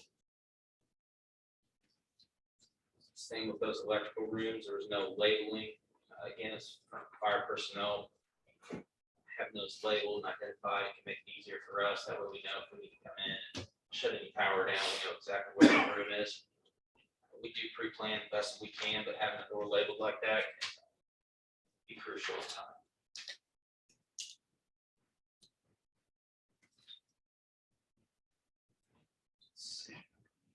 So it looks like room 114, bathroom vent fan was not hooked up. We're gonna cover over it. We're gonna cover it in place. And trying to abate all those electrical hazards. First floor southwest end exit. Exit light is out. Appears to be damaged as well. All exit signs have to cover over it. It should also be illuminated. Path egress can be illuminated in the event of emergency. All emergency lights are required to go through what's called a 90-minute load test. All those emergency lights, there's some in here, right here. Those emergency lights have a battery in it. Those are required to go through a 90-minute battery backup test. That way, if there's building power failure, those will kick on in theory for 90 minutes to help illuminate people or illuminate the pathway for people to egress the building. 221, there is trash on the balcony. All combustible trash and waste should be removed from buildings on a daily basis to eliminate any threat of fire, as well as all access. And so no combustible storage can be in the pathway of emergency exit.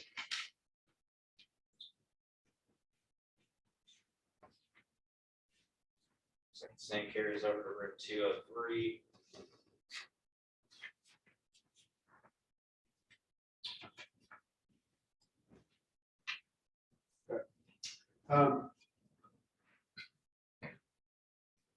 You testified that these observations by both you and the fire marshal create violations of the fire code. purpose of red ink in their notes. Correct. Do they create a fire hazard? Absolutely.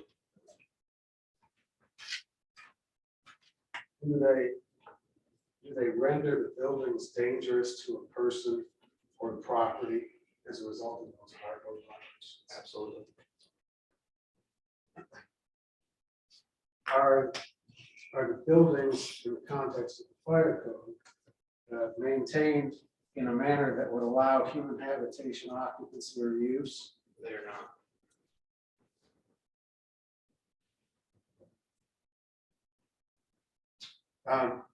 You heard Mr. Seal talk about the fire runs. Mhm.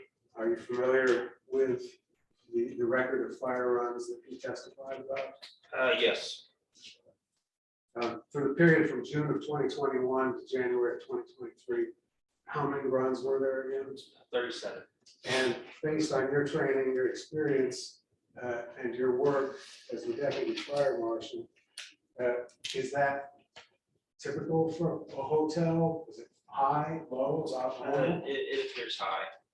You'll have your occasional runs of, person falling, sick person, maybe an allergic reaction. Worst case, maybe a swimming incident, a drowning incident. But to have 7 overdoses, it's a bit extreme. 7 of the 37. were 7 of the overdose. 37, and then multiple cardiac arrests and chest pain runs associated, which we all know can be associated with illegal drug use. So that's 37 times that firefighters and EMS personnel have to put themselves in danger, risk exposing themselves to these nature calls 37 times. Possibility of putting themselves in the way of fentanyl, which we all know is probably one of the most deadliest drugs out there right now. Most of these firefighters and EMS who have families to go home to. Thank you, sir. Council, for the only questions. I do not, thank you. Thank you. I would call Betsy Swearingen from the Health Department.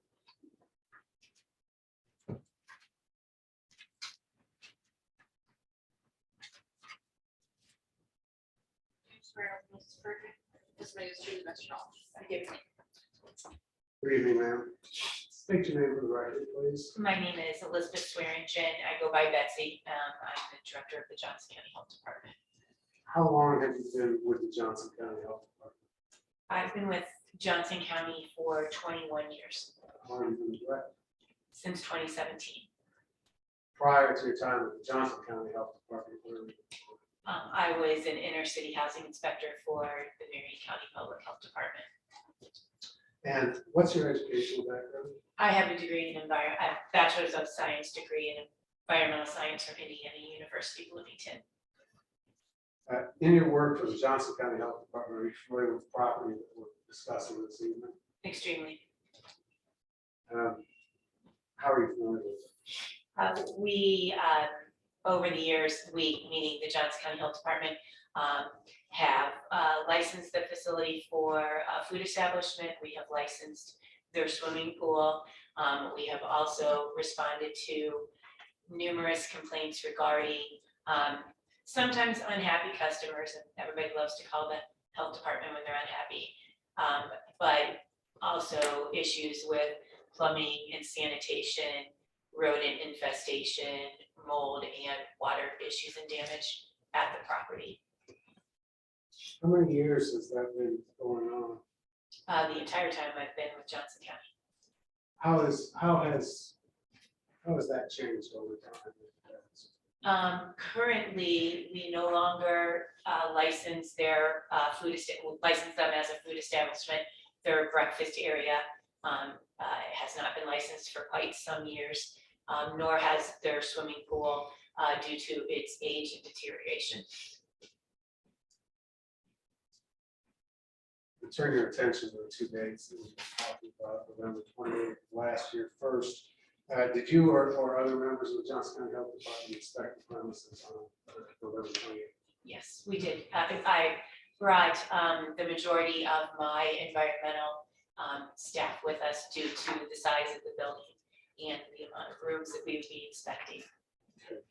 I'd ask you to look at the notebook to your left, and if you look at tabs 10 and 11. If you explain, let's start with 10, you explain to the plan commission what they're seeing when they look at tab 10. We formulated a check sheet, kind of a Excel spreadsheet, so that the 2 people teams that we send into every room would basically look at the most important things in the room. And what this is a compilation of what we found room by room. And if we look at exhibit 11, tab 11, you explain to the plan commission what that shows. That's actually the check sheets themselves. Those are copies of every single one. And then we just broke it down into a little report. Generally stated, what did you find on November 28th? We found that the we were requested to do a reinspection of the property from former inspections that had taken place. At the time we were there, we did not see significant progress with regard to the defects that were noted at prior inspections. We kept seeing repetitive issues with sanitation. I say large rubbish and junk. What I mean by that is mattresses and couches, or not couches, maybe chairs, room furniture that had been taken, hopefully in the hopes of being discarded and then replaced with new materials in rooms. We still found issues with rodents, with carpets that had been vacuumed, and I can't speculate as to whether or not they had been cleaned, but they've not been replaced as requested. There were still areas around when you inspect per se a building, the left wall, which is the west wall of the property, they all have air conditioning units on that exterior wall. They do not have balconies. Only the rooms on the east side of the buildings in building A have balconies. So around the balcony rooms were a bit different. You didn't see the intrusion like you saw it on the west buildings or the west rooms. You could see where the wind and the elements had pressed against that wall and it caused leaking around the windows down into some drywall, but some of it's not even drywall. There's plaster in some of those rooms, and you could see evidence. You could see, actually you could look through and see the outside from some of those rooms, and you could see the water damage into the paint, into the carpet, and then into subsequent, wood and baseboard areas. You alluded to the prior inspections, so we're talking about November 28th. Did you attend the inspection in September? Or an inspection in September? I believe that we inspected the year prior in June. I don't have the dates right off the top of my head. I know we issued that, or I testified to that at the last hearing, so I apologize for not being up to date. It's been a rough week or so in Johnson County. My attention has been other places, but I don't believe there's only probably been one inspection that we did not attend, and that was one that the fire department made, looking specifically for fire code issues. So after November 28th, we move forward to January 5th of this year. Did you or someone from your office attend that inspection? Almost the same exact staff attended those. And are your observations what we see in exhibits 10 and 11? It is. And generally stated, what did you find? We found the interesting, I guess, caveat to that is that we had been asked to come back to the facility to inspect just the A building because we had not been granted access to all of the buildings in prior inspections. We've been asked to come back to A with the promise that absolutely everything that we had wanted done would be done, and that we were led to believe that we could literally walk in, give them the A-OK, we would lift the ban on occupancy and they would be able to be up and running again in building A. That is not what we found when we got there. There were still, the first floor, yes, there were some cosmetic upgrades. We had asked for new mattresses in every room, and we were guaranteed that that was going to occur. They were not new mattresses, they were new to the facility. There were bags set aside to cover those mattresses, and then some new bedding it was supposed to be all new bedding. There was a few pieces of new bedding. There may have been more on site, but they were not in these rooms that were supposed to be ready to go while we were there during inspection and give them approval to open afterwards. So it was, if they considered that 100% ready to go and 100% remediated, it was far lacking from that. Did you find problems similar to the problems you found on the prior inspection? Absolutely. Did that include animal droppings? It did, and in fact, with regard to rodent droppings, we found bags of sugar and flour underneath the cabinets in the kitchen area. Was not supposed to be workable or usable. It should not have been being used. We found that in the kitchen areas and the ice damage on the ice machine and stuff such as that. So that area, there shouldn't have been food in there to begin with. Everything that we found that was not supposed to be happening, that shouldn't have been used. The living quarters appeared that there were people living in them. There was food that had recently been purchased in the refrigerator. Because I made specific attention to look at the dates that the food was there. It appeared that in the area that we had never had access to prior, in our prior inspections, and we had asked time and time and time again, it appeared that the rest of the buildings had been vacated and the people that remained there working had moved into those private living quarters and were continuing to live there when there was a no living order issued in the dwelling. So we talked about rodent droppings. Did you find evidence of insects living there? Yes, Expand on that. both. There's just in each, if you flip through, you'll see which rooms had evidence of rodent infestation. I know we have pictures of rodent droppings by the toilet in one of the rooms in the 100 hallway, in the A hallway. Did you First find- floor. I'm sorry. Yes. Did you find evidence of mold? Yes, consistently in most of the rooms, in some fashion. That may have been prior mold damage, so that means maybe that mold wasn't actively spreading, but when you do still disturb those prior spores, if not adequately remediated, it will continue to cause health concerns or respiratory concerns in those people that are allergic to mold. So even if it had been, maybe the water leak had been stopped, we couldn't confirm or negate that based on the lack of water at the time of inspection. There was still damage there that had not been rectified. Your testimony about the rooms, are you referring to building A? That was the building that was supposed to be ready to rent, yes. Tell us about building B. It was obviously, the water leak had recently occurred. There was still evidence of standing water in some of the rooms, in the areas where the slope of the floor didn't allow for it to drain. There was also evidence that they had attempted to clean up or to push out that standing water in those rooms. And just everything, in a few of the rooms, everything was a complete loss. And then the damage from those rooms that kind of then superseded into the other rooms that may not have had the water leak.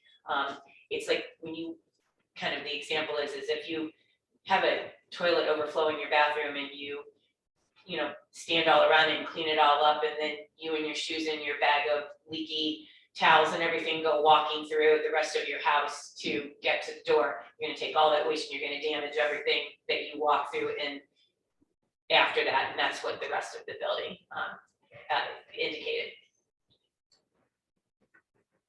So describe the carpet through the rest of the building. Oh, the carpet was squishy. A few years back, there had been some remodeling in the B building, and new sticky tile flooring had been placed down. It actually looked nice at the time that it was remediated a few years back. All of those tiles were popped up. The floor, it looked like hills and valleys going up and down the flooring, so you had to watch where you were standing so that you didn't pop one up, or that the laminate flooring didn't, pop you in the leg or anything of the sort. So it was definitely a trip and fall hazard as we were going in there. And we eventually kind of recruited the rest of the staff, and a few of us finished walking through to the other end of the building because it just wasn't safe for us to be in it. Smell. Awful. It smelled moldy, and we use that term loosely because in all essence, we can't necessarily call it mold. It wasn't sampled, but it greatly appeared to be mold. It grew black and pink and yellow the way mold grows when you have floods, and so we would say mold-like substance, but yes, it had the odor of mold, the stench, and then just the stench of when older bedding and furniture and carpets get wet. They contain a certain smell because carpets work as a filter for a room, and once the dirt and materials and everything go into that carpet, there is no way to get it out adequately cleaned if it becomes wet or flooded.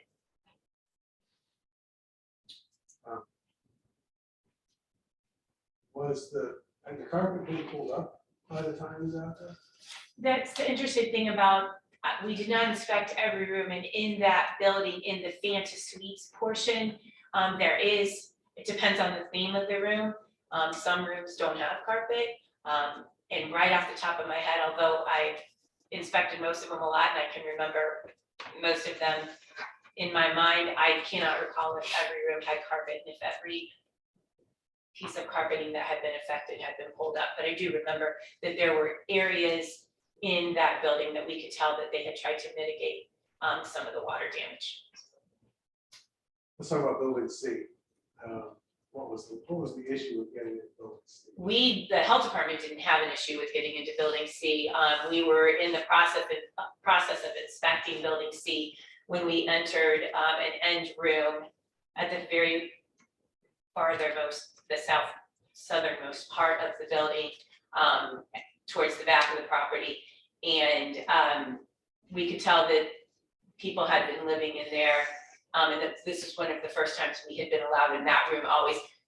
Sometimes we were told that that room was out of service because it had severe issues that needed remediated. We tried to explain that there isn't a such thing as a room being out of service. Even if it is out of service, we need to see it, because if there's a rodent infestation or a water problem in there that could infiltrate into a room that is in service, we needed to see everything. So this, in fairness, this was the first time that we had complete access to all of those rooms. So we were granted access in this room, in which there were some cooking appliances, and upon entrance of that room, or actually it was a series of rooms kind of connected together, we smelled gas. So we called the fire department for response. Is it your testimony that you have visited this facility so many times that you can, without reference to notes, talk about prior visits to a specific room? Okay. So once you call the fire department. Once we called the fire department, we just decided out of safety to vacate the building and not continue the inspection. There's one particular room in that building, now that you mentioned it.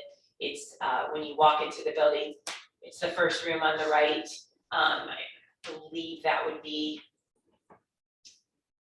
4, might be 5. I can't remember exactly how they're numbered.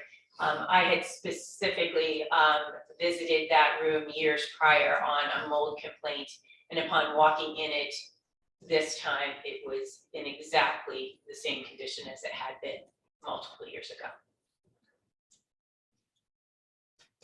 Is there anything else you'd like to tell the planning commission about the conditions that you observed? I think that, I know the pool has not been something that's been addressed many a time, but it is a very, very large, very deep pool. Very typical of the 70s when they would have put it in, all the bells and whistles, diving board. Originally, there was a diving board. It's kind of unique because the pump and all of the plumbing associated with the pool, you have to go down a set of stairs and basically underneath a portion of the pool to get to the pump room. Although it is secure, the fence is low. It's not an 8 or a 10-foot fence. It's probably in some portions 4 feet.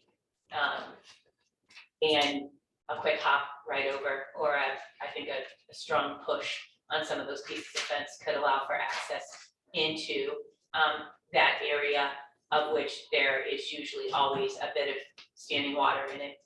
And since there's no security around the property, it very much is a hazard or a threat to In your opinion, passersby. I'm sorry.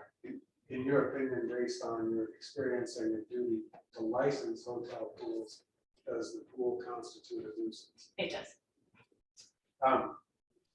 The conditions that you described in the buildings, they constitute a hazard to public health. They do.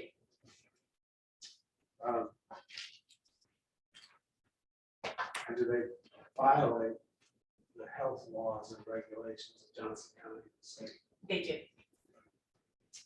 And are they accordingly a danger to people as a result of that violation?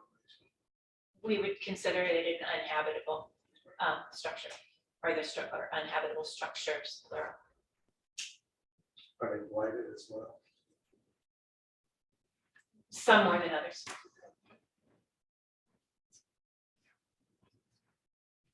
Testified they were not.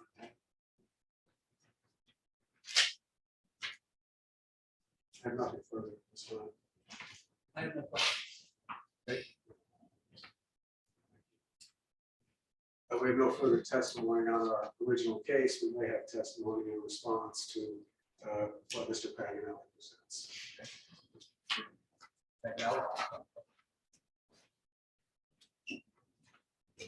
Chairman, I have brief argument followed by testimony from Ahmed Mubarak, which I will not read.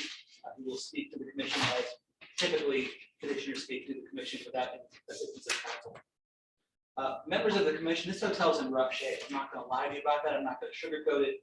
We've just heard considerable testimony from the building inspector, the fire marshal, and the health department of all the problems these buildings have. However, we are not talking tonight about whether the buildings should be occupied currently.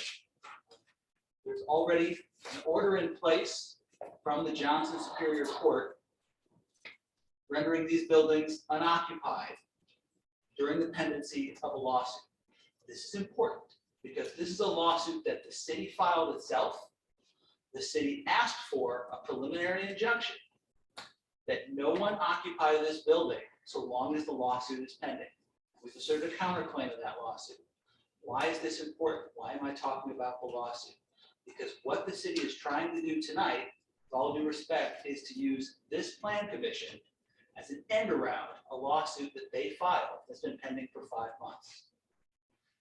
The question before this commission tonight is whether a hotel should be destroyed. And we've heard this evening that this hotel is not like the building that was a subject of the earlier action tonight that was fire damaged, that was in imminent danger of collapse.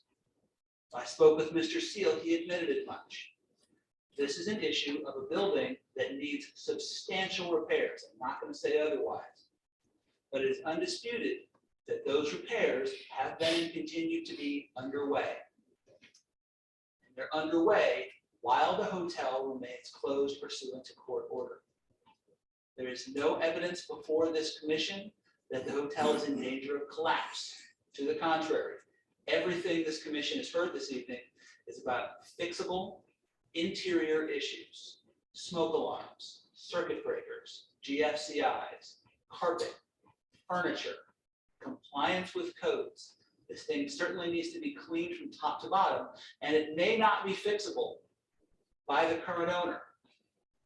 It may be that the best solution for this hotel is to be sold to a new owner who has the resources and the wherewithal to fix these problems. But make no mistake, this commission has heard nothing at all tonight contending, arguing, or evidencing that these buildings are unfixable and therefore must be destroyed.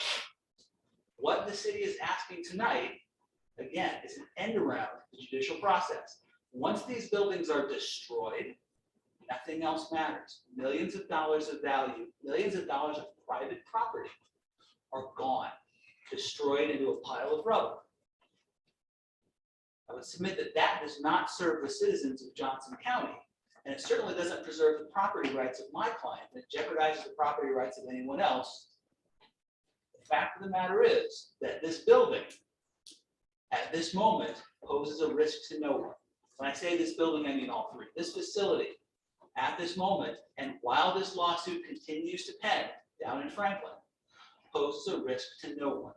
There is no immediate, imminent harm represented to the citizens of Greenwood by the fact that these buildings are still standing as long as they are closed and locked.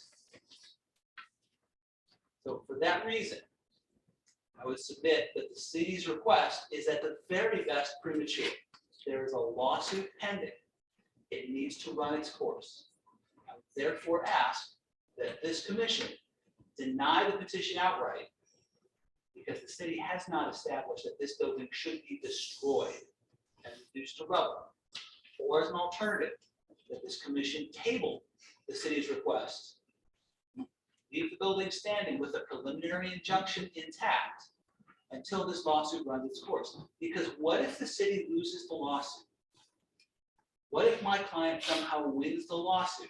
If the building is destroyed, it is destroyed and it cannot be undestroyed. For all these reasons, I ask this commission again, either to reject or to table the city's petition and do not destroy this building. Now I'll conclude my remarks. Mr. Mubarak wishes to address the panel. I thank you for your attention on this late evening.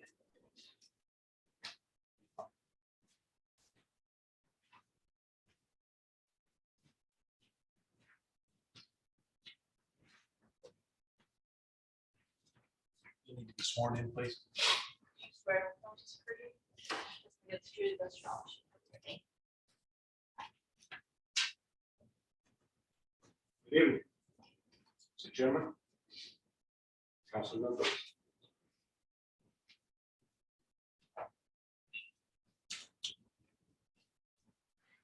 I recall the last time we met, I was here. We talked about ordinances, codes, industrial codes, municipal codes.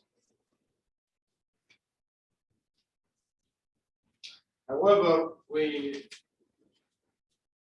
did not address perhaps the most important codes. God's codes, Christ's codes.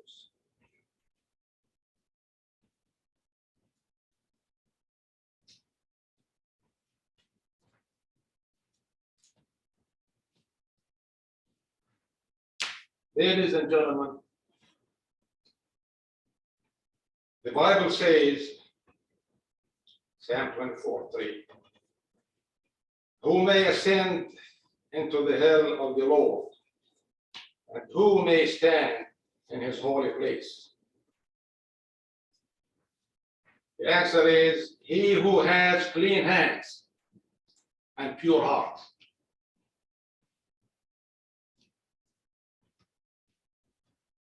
Who does not lift up his soul to what is false and does not swear deceitfully.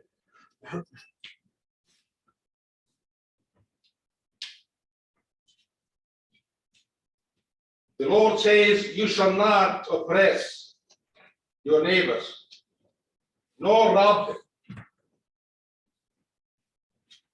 better a neighbor nearby than a brother far away. You shall love your neighbors as yourself. You shall fear your God. I am the Lord.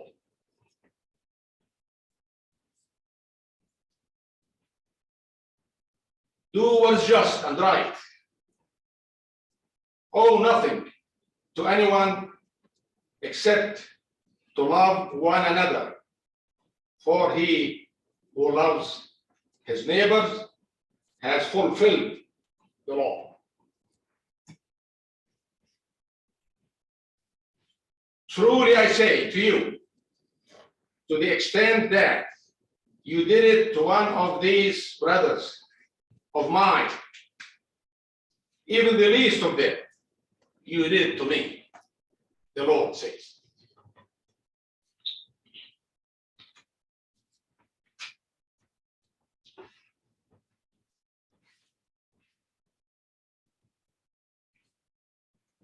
Just quick notes in response to what I have been listening tonight.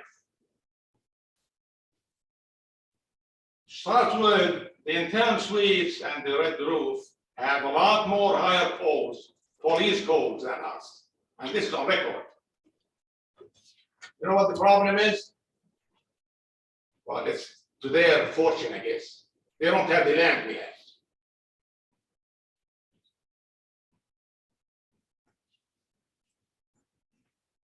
All what we've tried to do for the town is good. There have been families residing at the hotel, raising children for 5, 7, and more years. Nobody else would have given them that opportunity. I did. We help people that nobody else would consider help. We did. The people that came to complain to her first time last 21, we employed,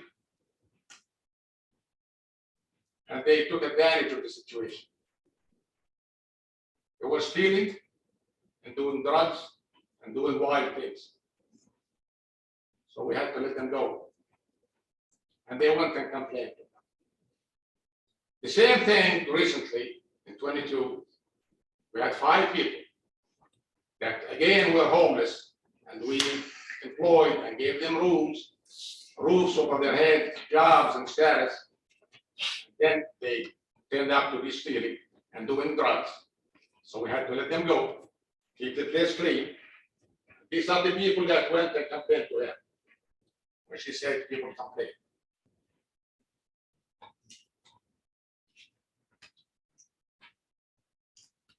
If I may point out, I'm sorry if I may sound like I'm boasting or bragging or anything. I'm the master of this trade, of this inspection. I have a degree from the UK, from London, in public health. And I was a hospital health inspector for Aramco, the Arabian American Oil Company. And I was a campus health inspector when I was doing undergrad work in Minnesota. So I know a thing or two about health inspection. Yes. I'm a chemical engineer by trade. I was a professor at one time, but I didn't feel that I knew enough. I was just right out of grad school. I didn't feel that I knew enough to transfer credible or valuable information onto the case. So I bailed out. I went into industry. During the last few years of my industrial attachment, I got certified to do quality, to do health, to do safety, to do environmental inspections and audits.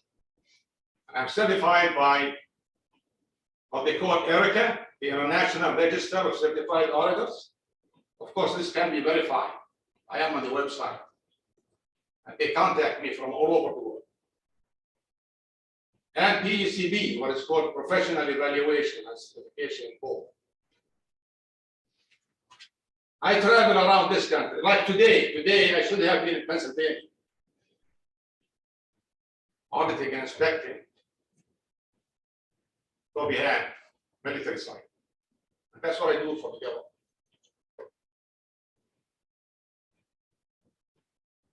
When Betsy says this is, I condemn this place, we have been trained to rehab radiation contaminated dwellings. And she sees a leak from a faucet. She stopped calling it sewage coming out of the faucet, but for a time she said sewage was coming out of the hot tub. A leak coming out of a faucet does not condemn the case. We get leaks at home all the time. We get roof leaks at home all the time, and they get fixed. Do we go and demolish the houses and we get a leak from the roof?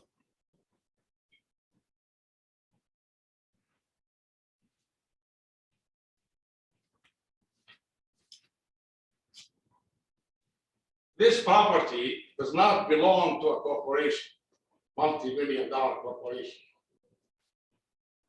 It belongs to this man standing in front of you. I sold my farm and quit my job. I was on the board of directors of a big Universal Oil Company. I scraped up my savings and came and got this place. This place is supposed to be supporting kids like him. He's going to med school. I have been getting bankrupt and getting dragged through the mud for the last 6 months for no good reason that I permitted. Just because somebody has a delusion that this place can be replaced by a Hilton and a convention center does not give him the right to do that.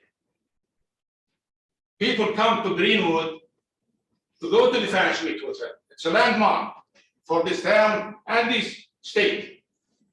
People will not come to Greenwood just to go to the Hilton or to the use the convention center.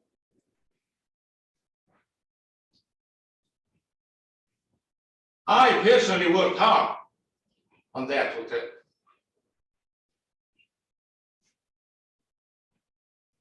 A lot of the high-tech stuff I was doing myself, me and my son.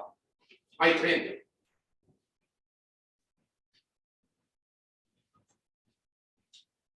One example, for instance, internet.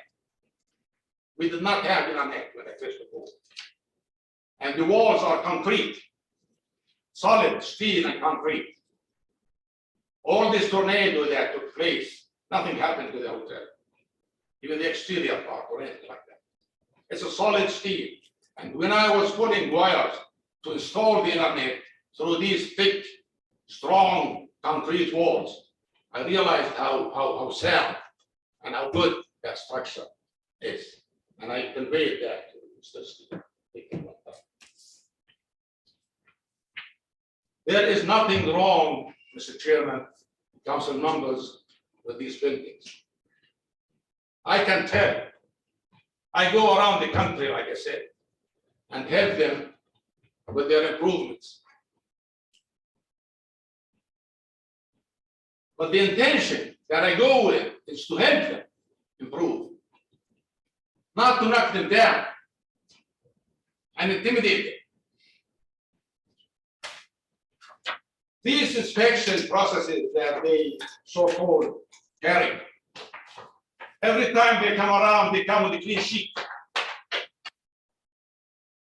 They never ever bring the old report that they filed the last time, so that they can go and see what has been corrected or not.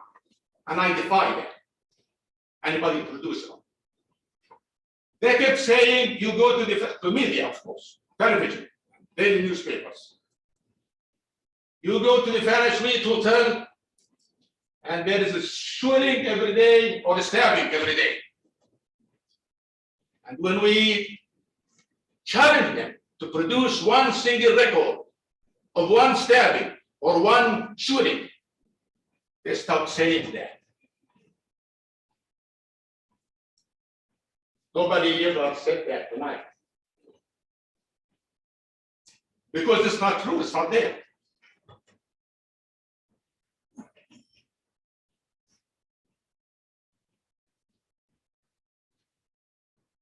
The circumstances did not help us the last couple of years. We've had COVID, as you all know. The whole country was in turmoil because of COVID. On top of that, I lost two of my managers, unfortunately. And I lost my son, 17 years old. During that time, nothing mattered to me.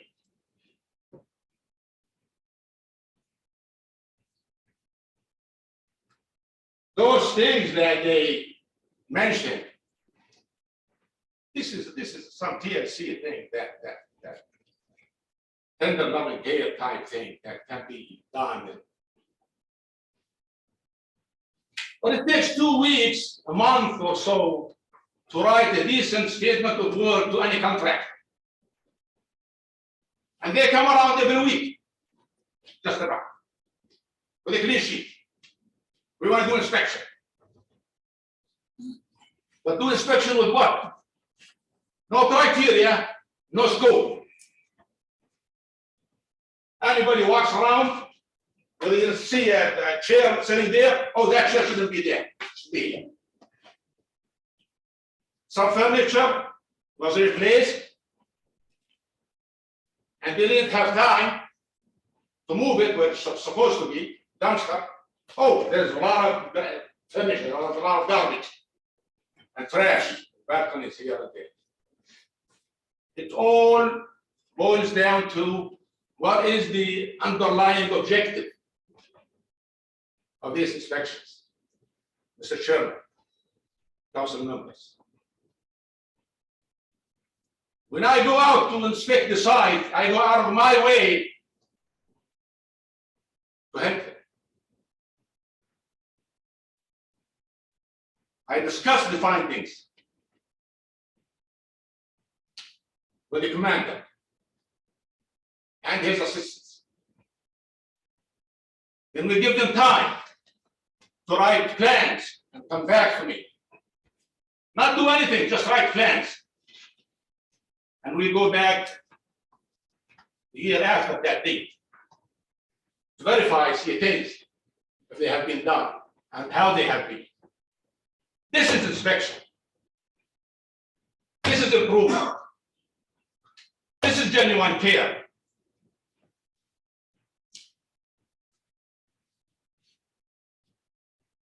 And top management there has every right to approve and condone our findings. We keep asking them, do you agree with this finding?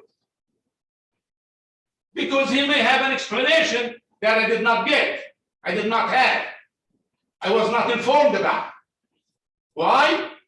The objective is to get to the bottom root of the problem, so we can deal with it. We can solve it. We can help them to solve it. Unlike our inspectors, they come around here to intimidate us because they are told what to say and what to do every time with a clean sheet.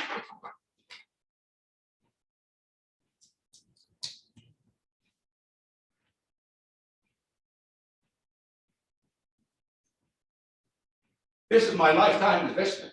Their investment too.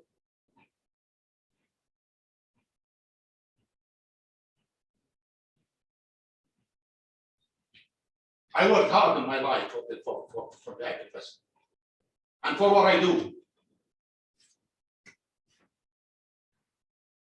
around the country.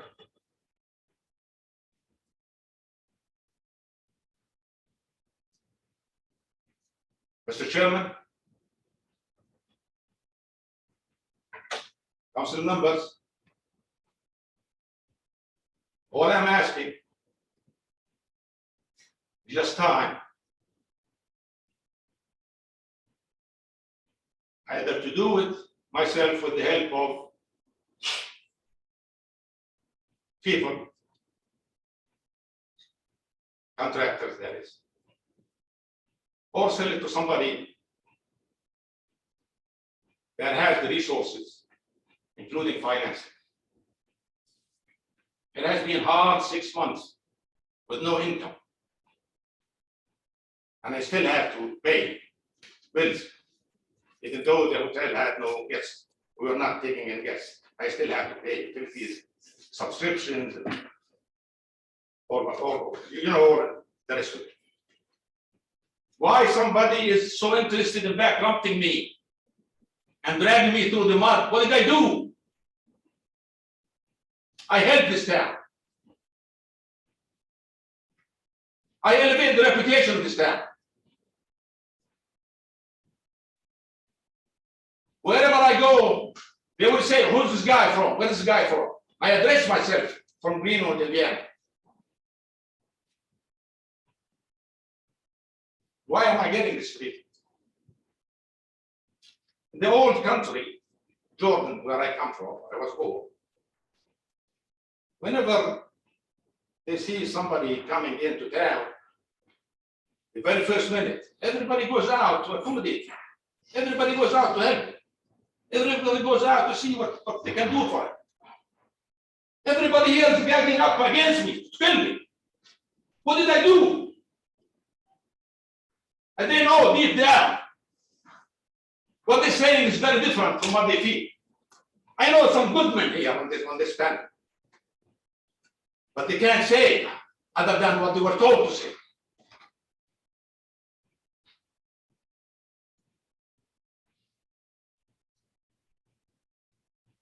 Mr. Chairman, council members, I'm leaving this in your hands. And I see some good, decent folks around this panel. You will only say what is right and what is true. And what is good for your fellow human being. Thank you.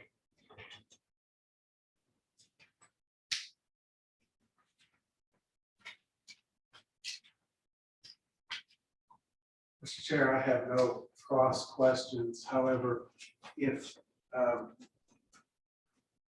council is through, or if there's another witness, We are concluded with our presentation, Mr. Chairman. I would request a brief recess to confer with my client to determine whether we have rebuttal testimony. 3 minutes. Recess for a few minutes while you Thank do that. Minute or two, feel free. Yes, sir. I'll show you where it's at.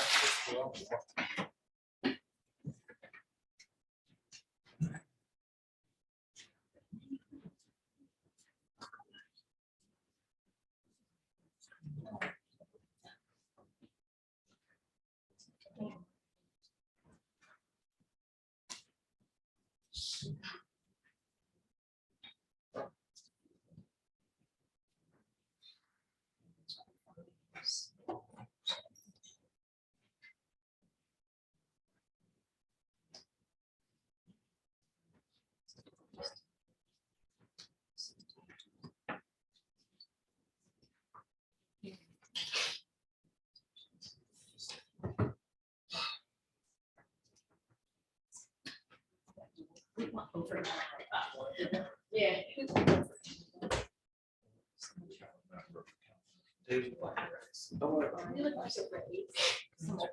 Yeah, that's All right. it's on the budget, so. Submit that. You and all the police and fire. Oh, well, yeah, there's those guys.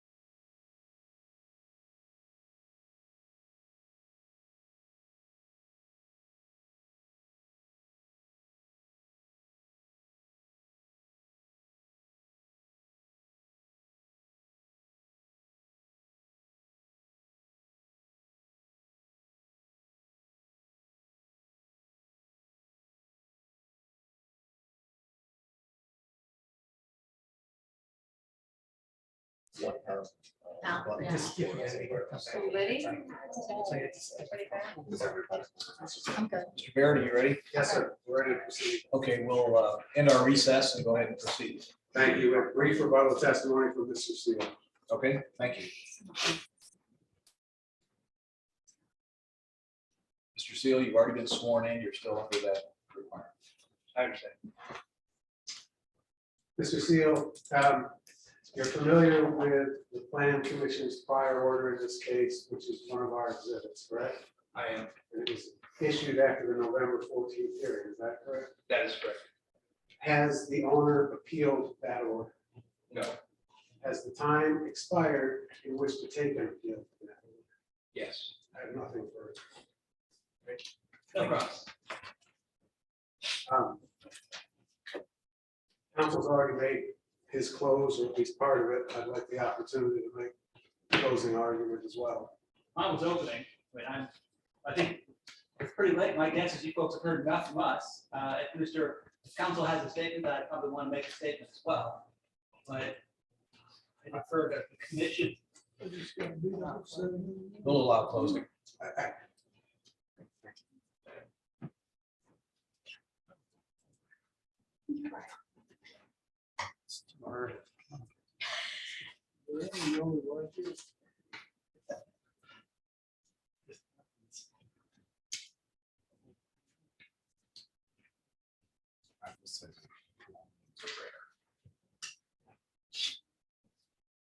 Thank you for your patience tonight, ladies and gentlemen.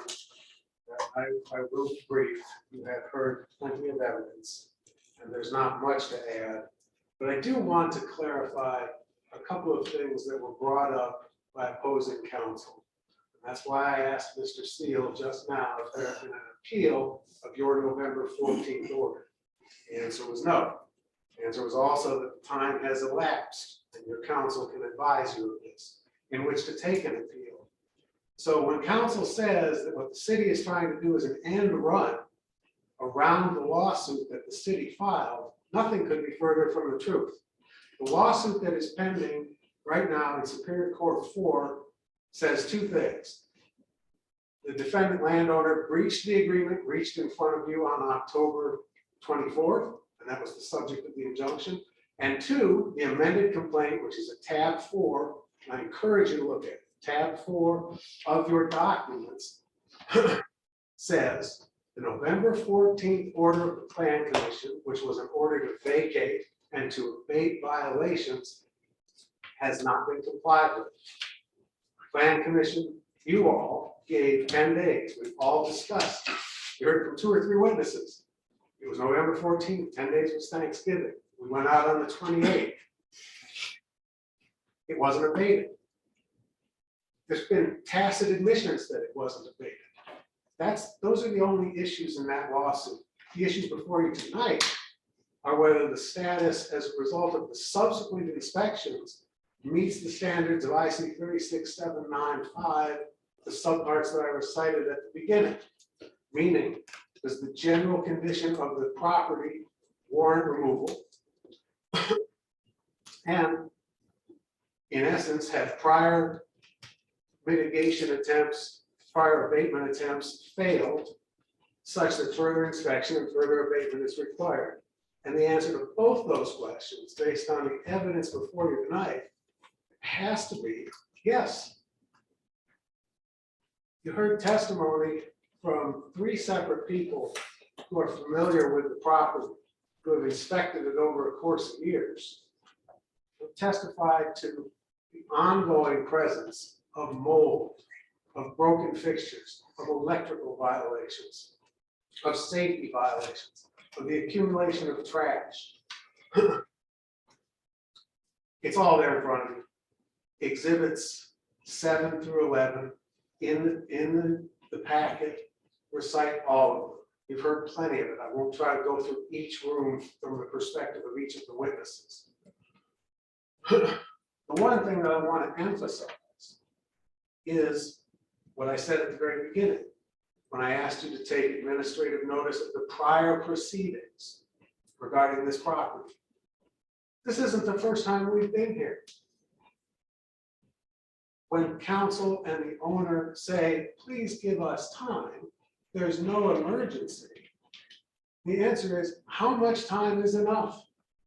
The notice of abatement was issued in June of 2021. It's now just shy of 2 years later, and the problems persist. You heard Ms. Swearingen say, one room was exactly the same as it had been years before. The mold in one room was exactly the same as it had been years before.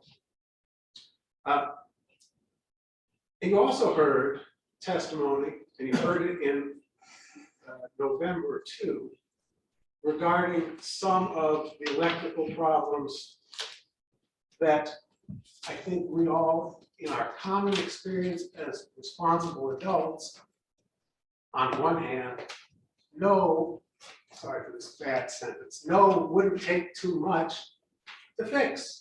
Doesn't take a lot to buy a cover for an outlet and put it in. It doesn't take a lot to buy one of the little batteries for a smoke detector and put it in, even if you've got a few hundred of them. Doesn't take too much for each one. If this was so important to the owner to fix, why didn't he fix those things?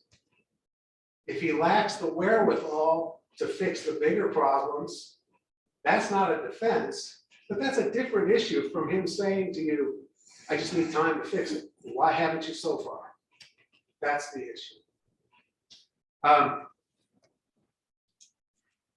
The unsafe building law, both from the state and from the city's ordinance adopted pursuant to the state statutes, is not a subjective, strike that, it is not a document or a rule that says, let's try to show a balancing, let's try to show some tolerance, let's try to understand. It's an objective test because it is designed to ensure the safety of the public. All of it is designed to ensure the safety of the public. And I want to quote to you Indiana Code 36794, subpart A.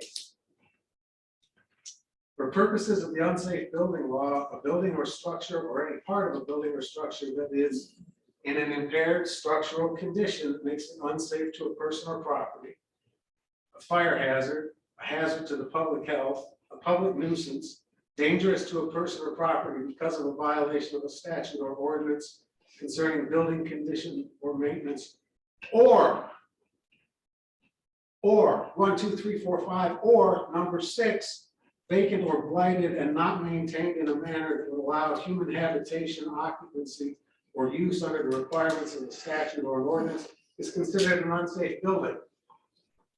Council is correct that we didn't present any evidence of structural problems because we don't have to. That's not the predicate to requesting an order for demolition. The predicate to requesting an order for demolition is, again, does the general condition warrant removal? You've heard lots of testimony. You've got a book full of evidence in front of you that shows the answer to that is yes. Or does the condition of the property require continued reinspection and further abatement because prior attempts have failed? We're here. We're in court. We had an order in 2021, June of 2021. We had an order in September of 2022, an order in October of 2022. This body's order in November of 2022. Here we are with 2 more inspections after the date of your order. If this property does not constitute an unsafe building, unsafe property within the meaning of the statute, subject to demolition, I don't know what property would. So I will stop there. I'm sure council has final comments. Thank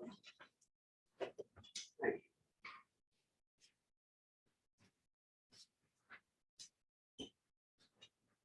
Members of the commission, thank you for your patience. I can't imagine you should be here quite this late on a Monday night. I agree with a lot of what council said. Problem is, he only told you half the story. If it was as simple as council makes it out, your presence would be unnecessary. Mr. Seal could simply check the box, fill out his forms, and the building would be destroyed. The problem is that we have a human element in the form of this board to look at the totality of the situation. And what's important here is that we have a situation that is not black and white. Again, this building needs a heck of a lot of work, no question about it. But no one has said it is unfixable. Even council rattled off a list of things that are straightforward and could be done and are in process of being done, and they're not done yet, and it's taken a long time, and I don't dispute that. The fact of the matter remains that destruction is permanent, destruction is irreparable, and there's a lawsuit that's still pending. Council asks, how much longer? How long do we need? While the lawsuit is pending, because none of us in this room, not council, not me, not my client, nobody knows how the judge is going to rule. And if the judge rules in my client's favor on some or all of these claims, and that building is gone, it's not ever coming back. I would submit that in light of the court's order in which this building is closed, this hotel is not in business, that despite any previous findings, despite the litany of issues that the inspectors recited earlier, this building is not posing an immediate threat to the public. It is not structurally unsound. It is locked, it is secure, and it should remain at the very least in existence until the judge tells us otherwise. This panel has the discretion to allow that to happen. I would renew my suggestion, my request, my plea, if you will, that this panel either table the city's request or deny it outright. Thank you for your attention and good evening.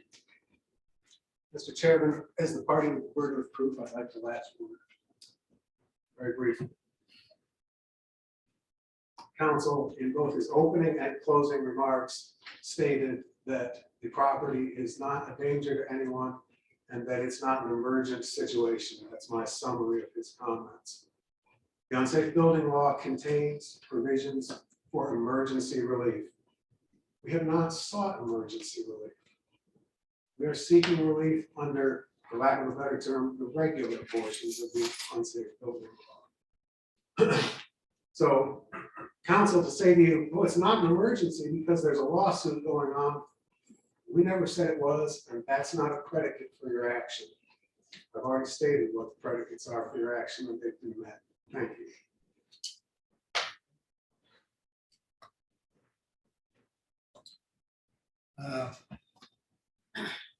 Well, we have, I don't know how many of you have ever read Dickens, but we do have a tale of two cities. We have one side presenting the building commissioner, assistant fire marshal, the fire marshal not in attendance tonight, and the Johnson County Health Director saying that for years we've had issues that have gone uncorrected. We have a building owner that says this is his legacy.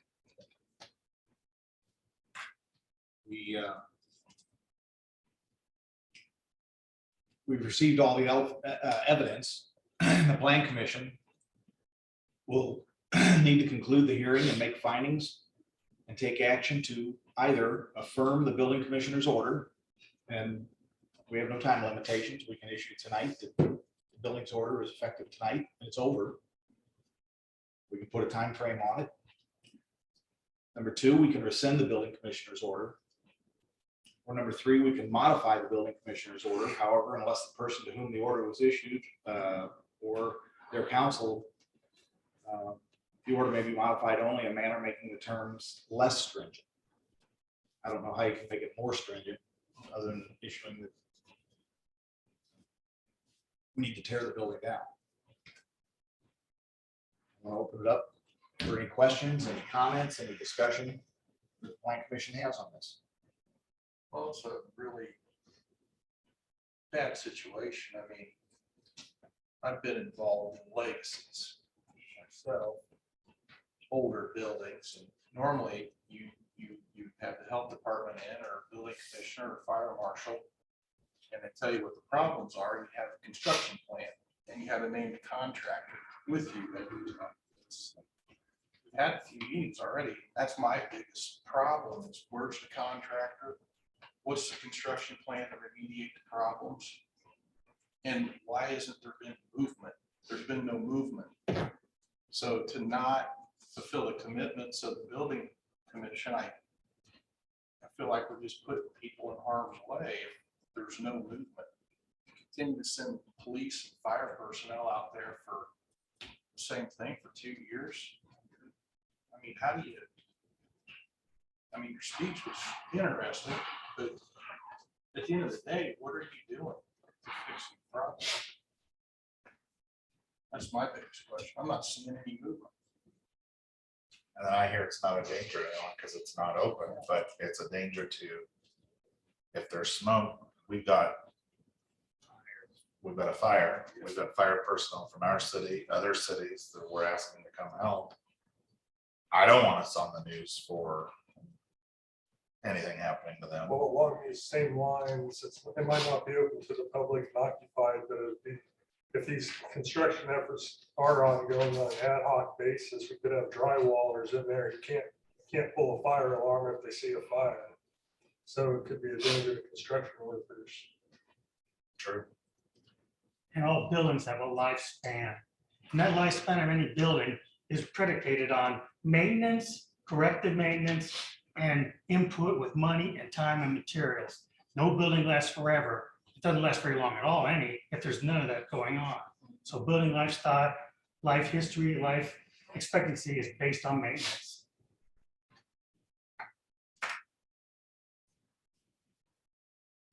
Anybody else? I don't think we need to prolong it. No. Is there a motion?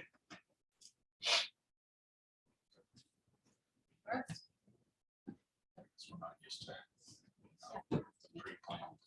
Well, the motion would be that either affirm the building commissioner's order, to rescind the building commissioner's order, or modify the commissioner's order, as long as it doesn't make the terms less, only in a manner that makes the terms less stringent.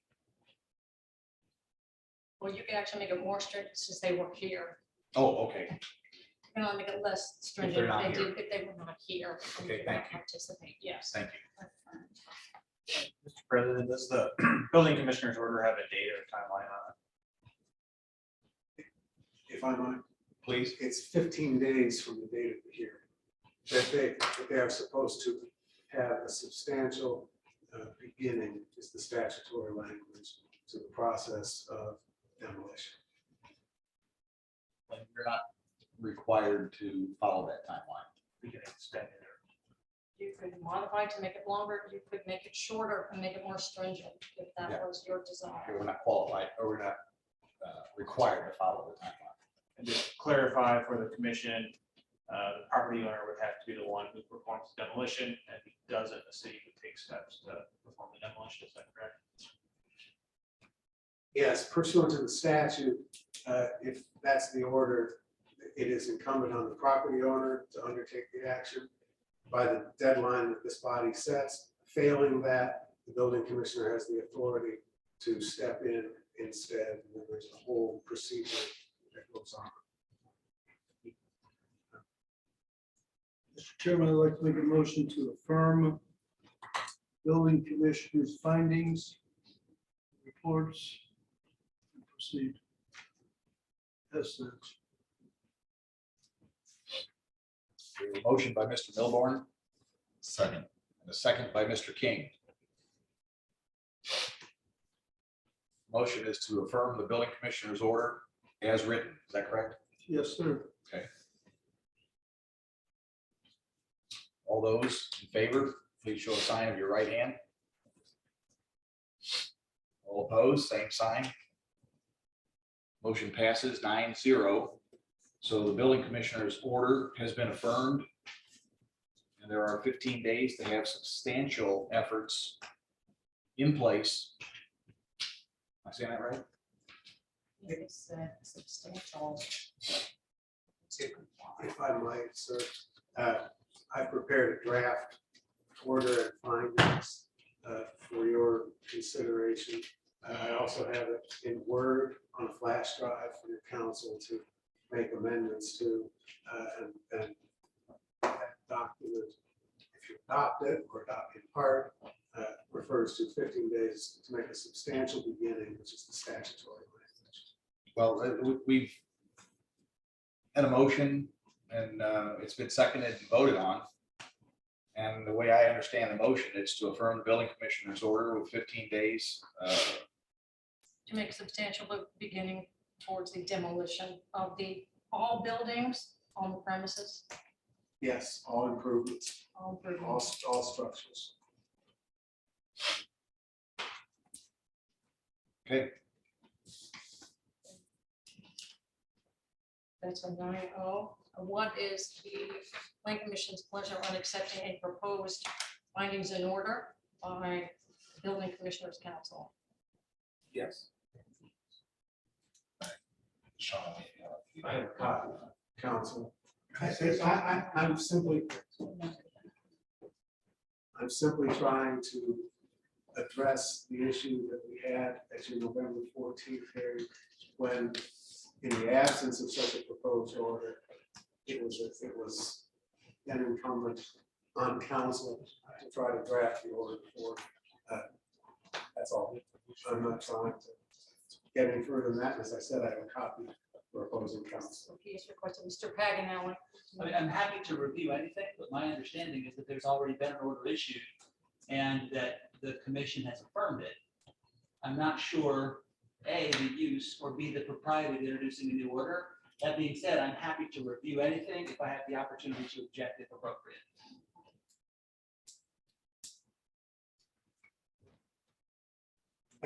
Again, It seems to me our motion was fairly clear. And Do you have any complete. questions about it, Sean? Well, you can direct me to actually do an order affirming the building commissioner's order, because it does have to be recorded in the chain of title of the property. So if you want to direct me to prepare an order affirming the order, and we'll attach it. And then we will record that, because it has to go in the chain of title. Let's make that so. The motion to direct me to prepare an order indicating that the hearing was conducted, the order was affirmed, and we will record that in the chain of title. We need a motion for that. Yes, please. Okay. May I please have 3 days to review the order before it's entered? You said anything a proposed order. Correct. And I will be happy to send that out to both parties, so you can see, it will be very brief. It will show that the hearing was conducted, evidence was heard, that it was affirmed, and we will attach it, and we will record that in the chain of title. And I would also like you to go ahead and authorize the commission president to sign that, so that it can be expedited and we can get that recorded. So I'll make the motion that Sean will draft such an order that the president of the commission sign it when it's complete. Second.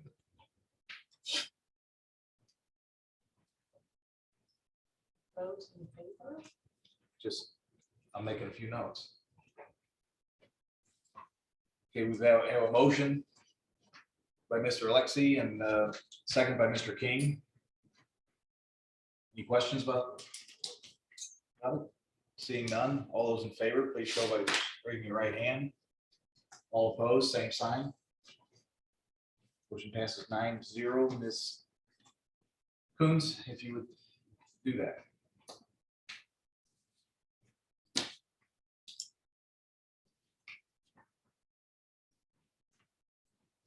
I believe this closes that hearing. Is there any new business from the floor? Seeing none, are there any announcements? Mr. Nelson, regarding 2 weeks from now? No announcements at this time. There will be a scheduled plan commission. Okay. Anybody else with announcements? Again, I'd like to welcome Mr. Milborn to the group. Sean, do we need to do anything to swear into the BZA? It's already been. Okay. I mean, he will be administering the oath, but yes, before he participates in the BZA meeting. But we have voted him into that. Now, I did say the oath to the mayor this morning, if that's what you're For talking here. No, he's talking about the Oh, BZA, for the BZA. sworn in for the BZA also. We've got a full house that night. So we're ready for it. So we need one more motion. Move to adjourn.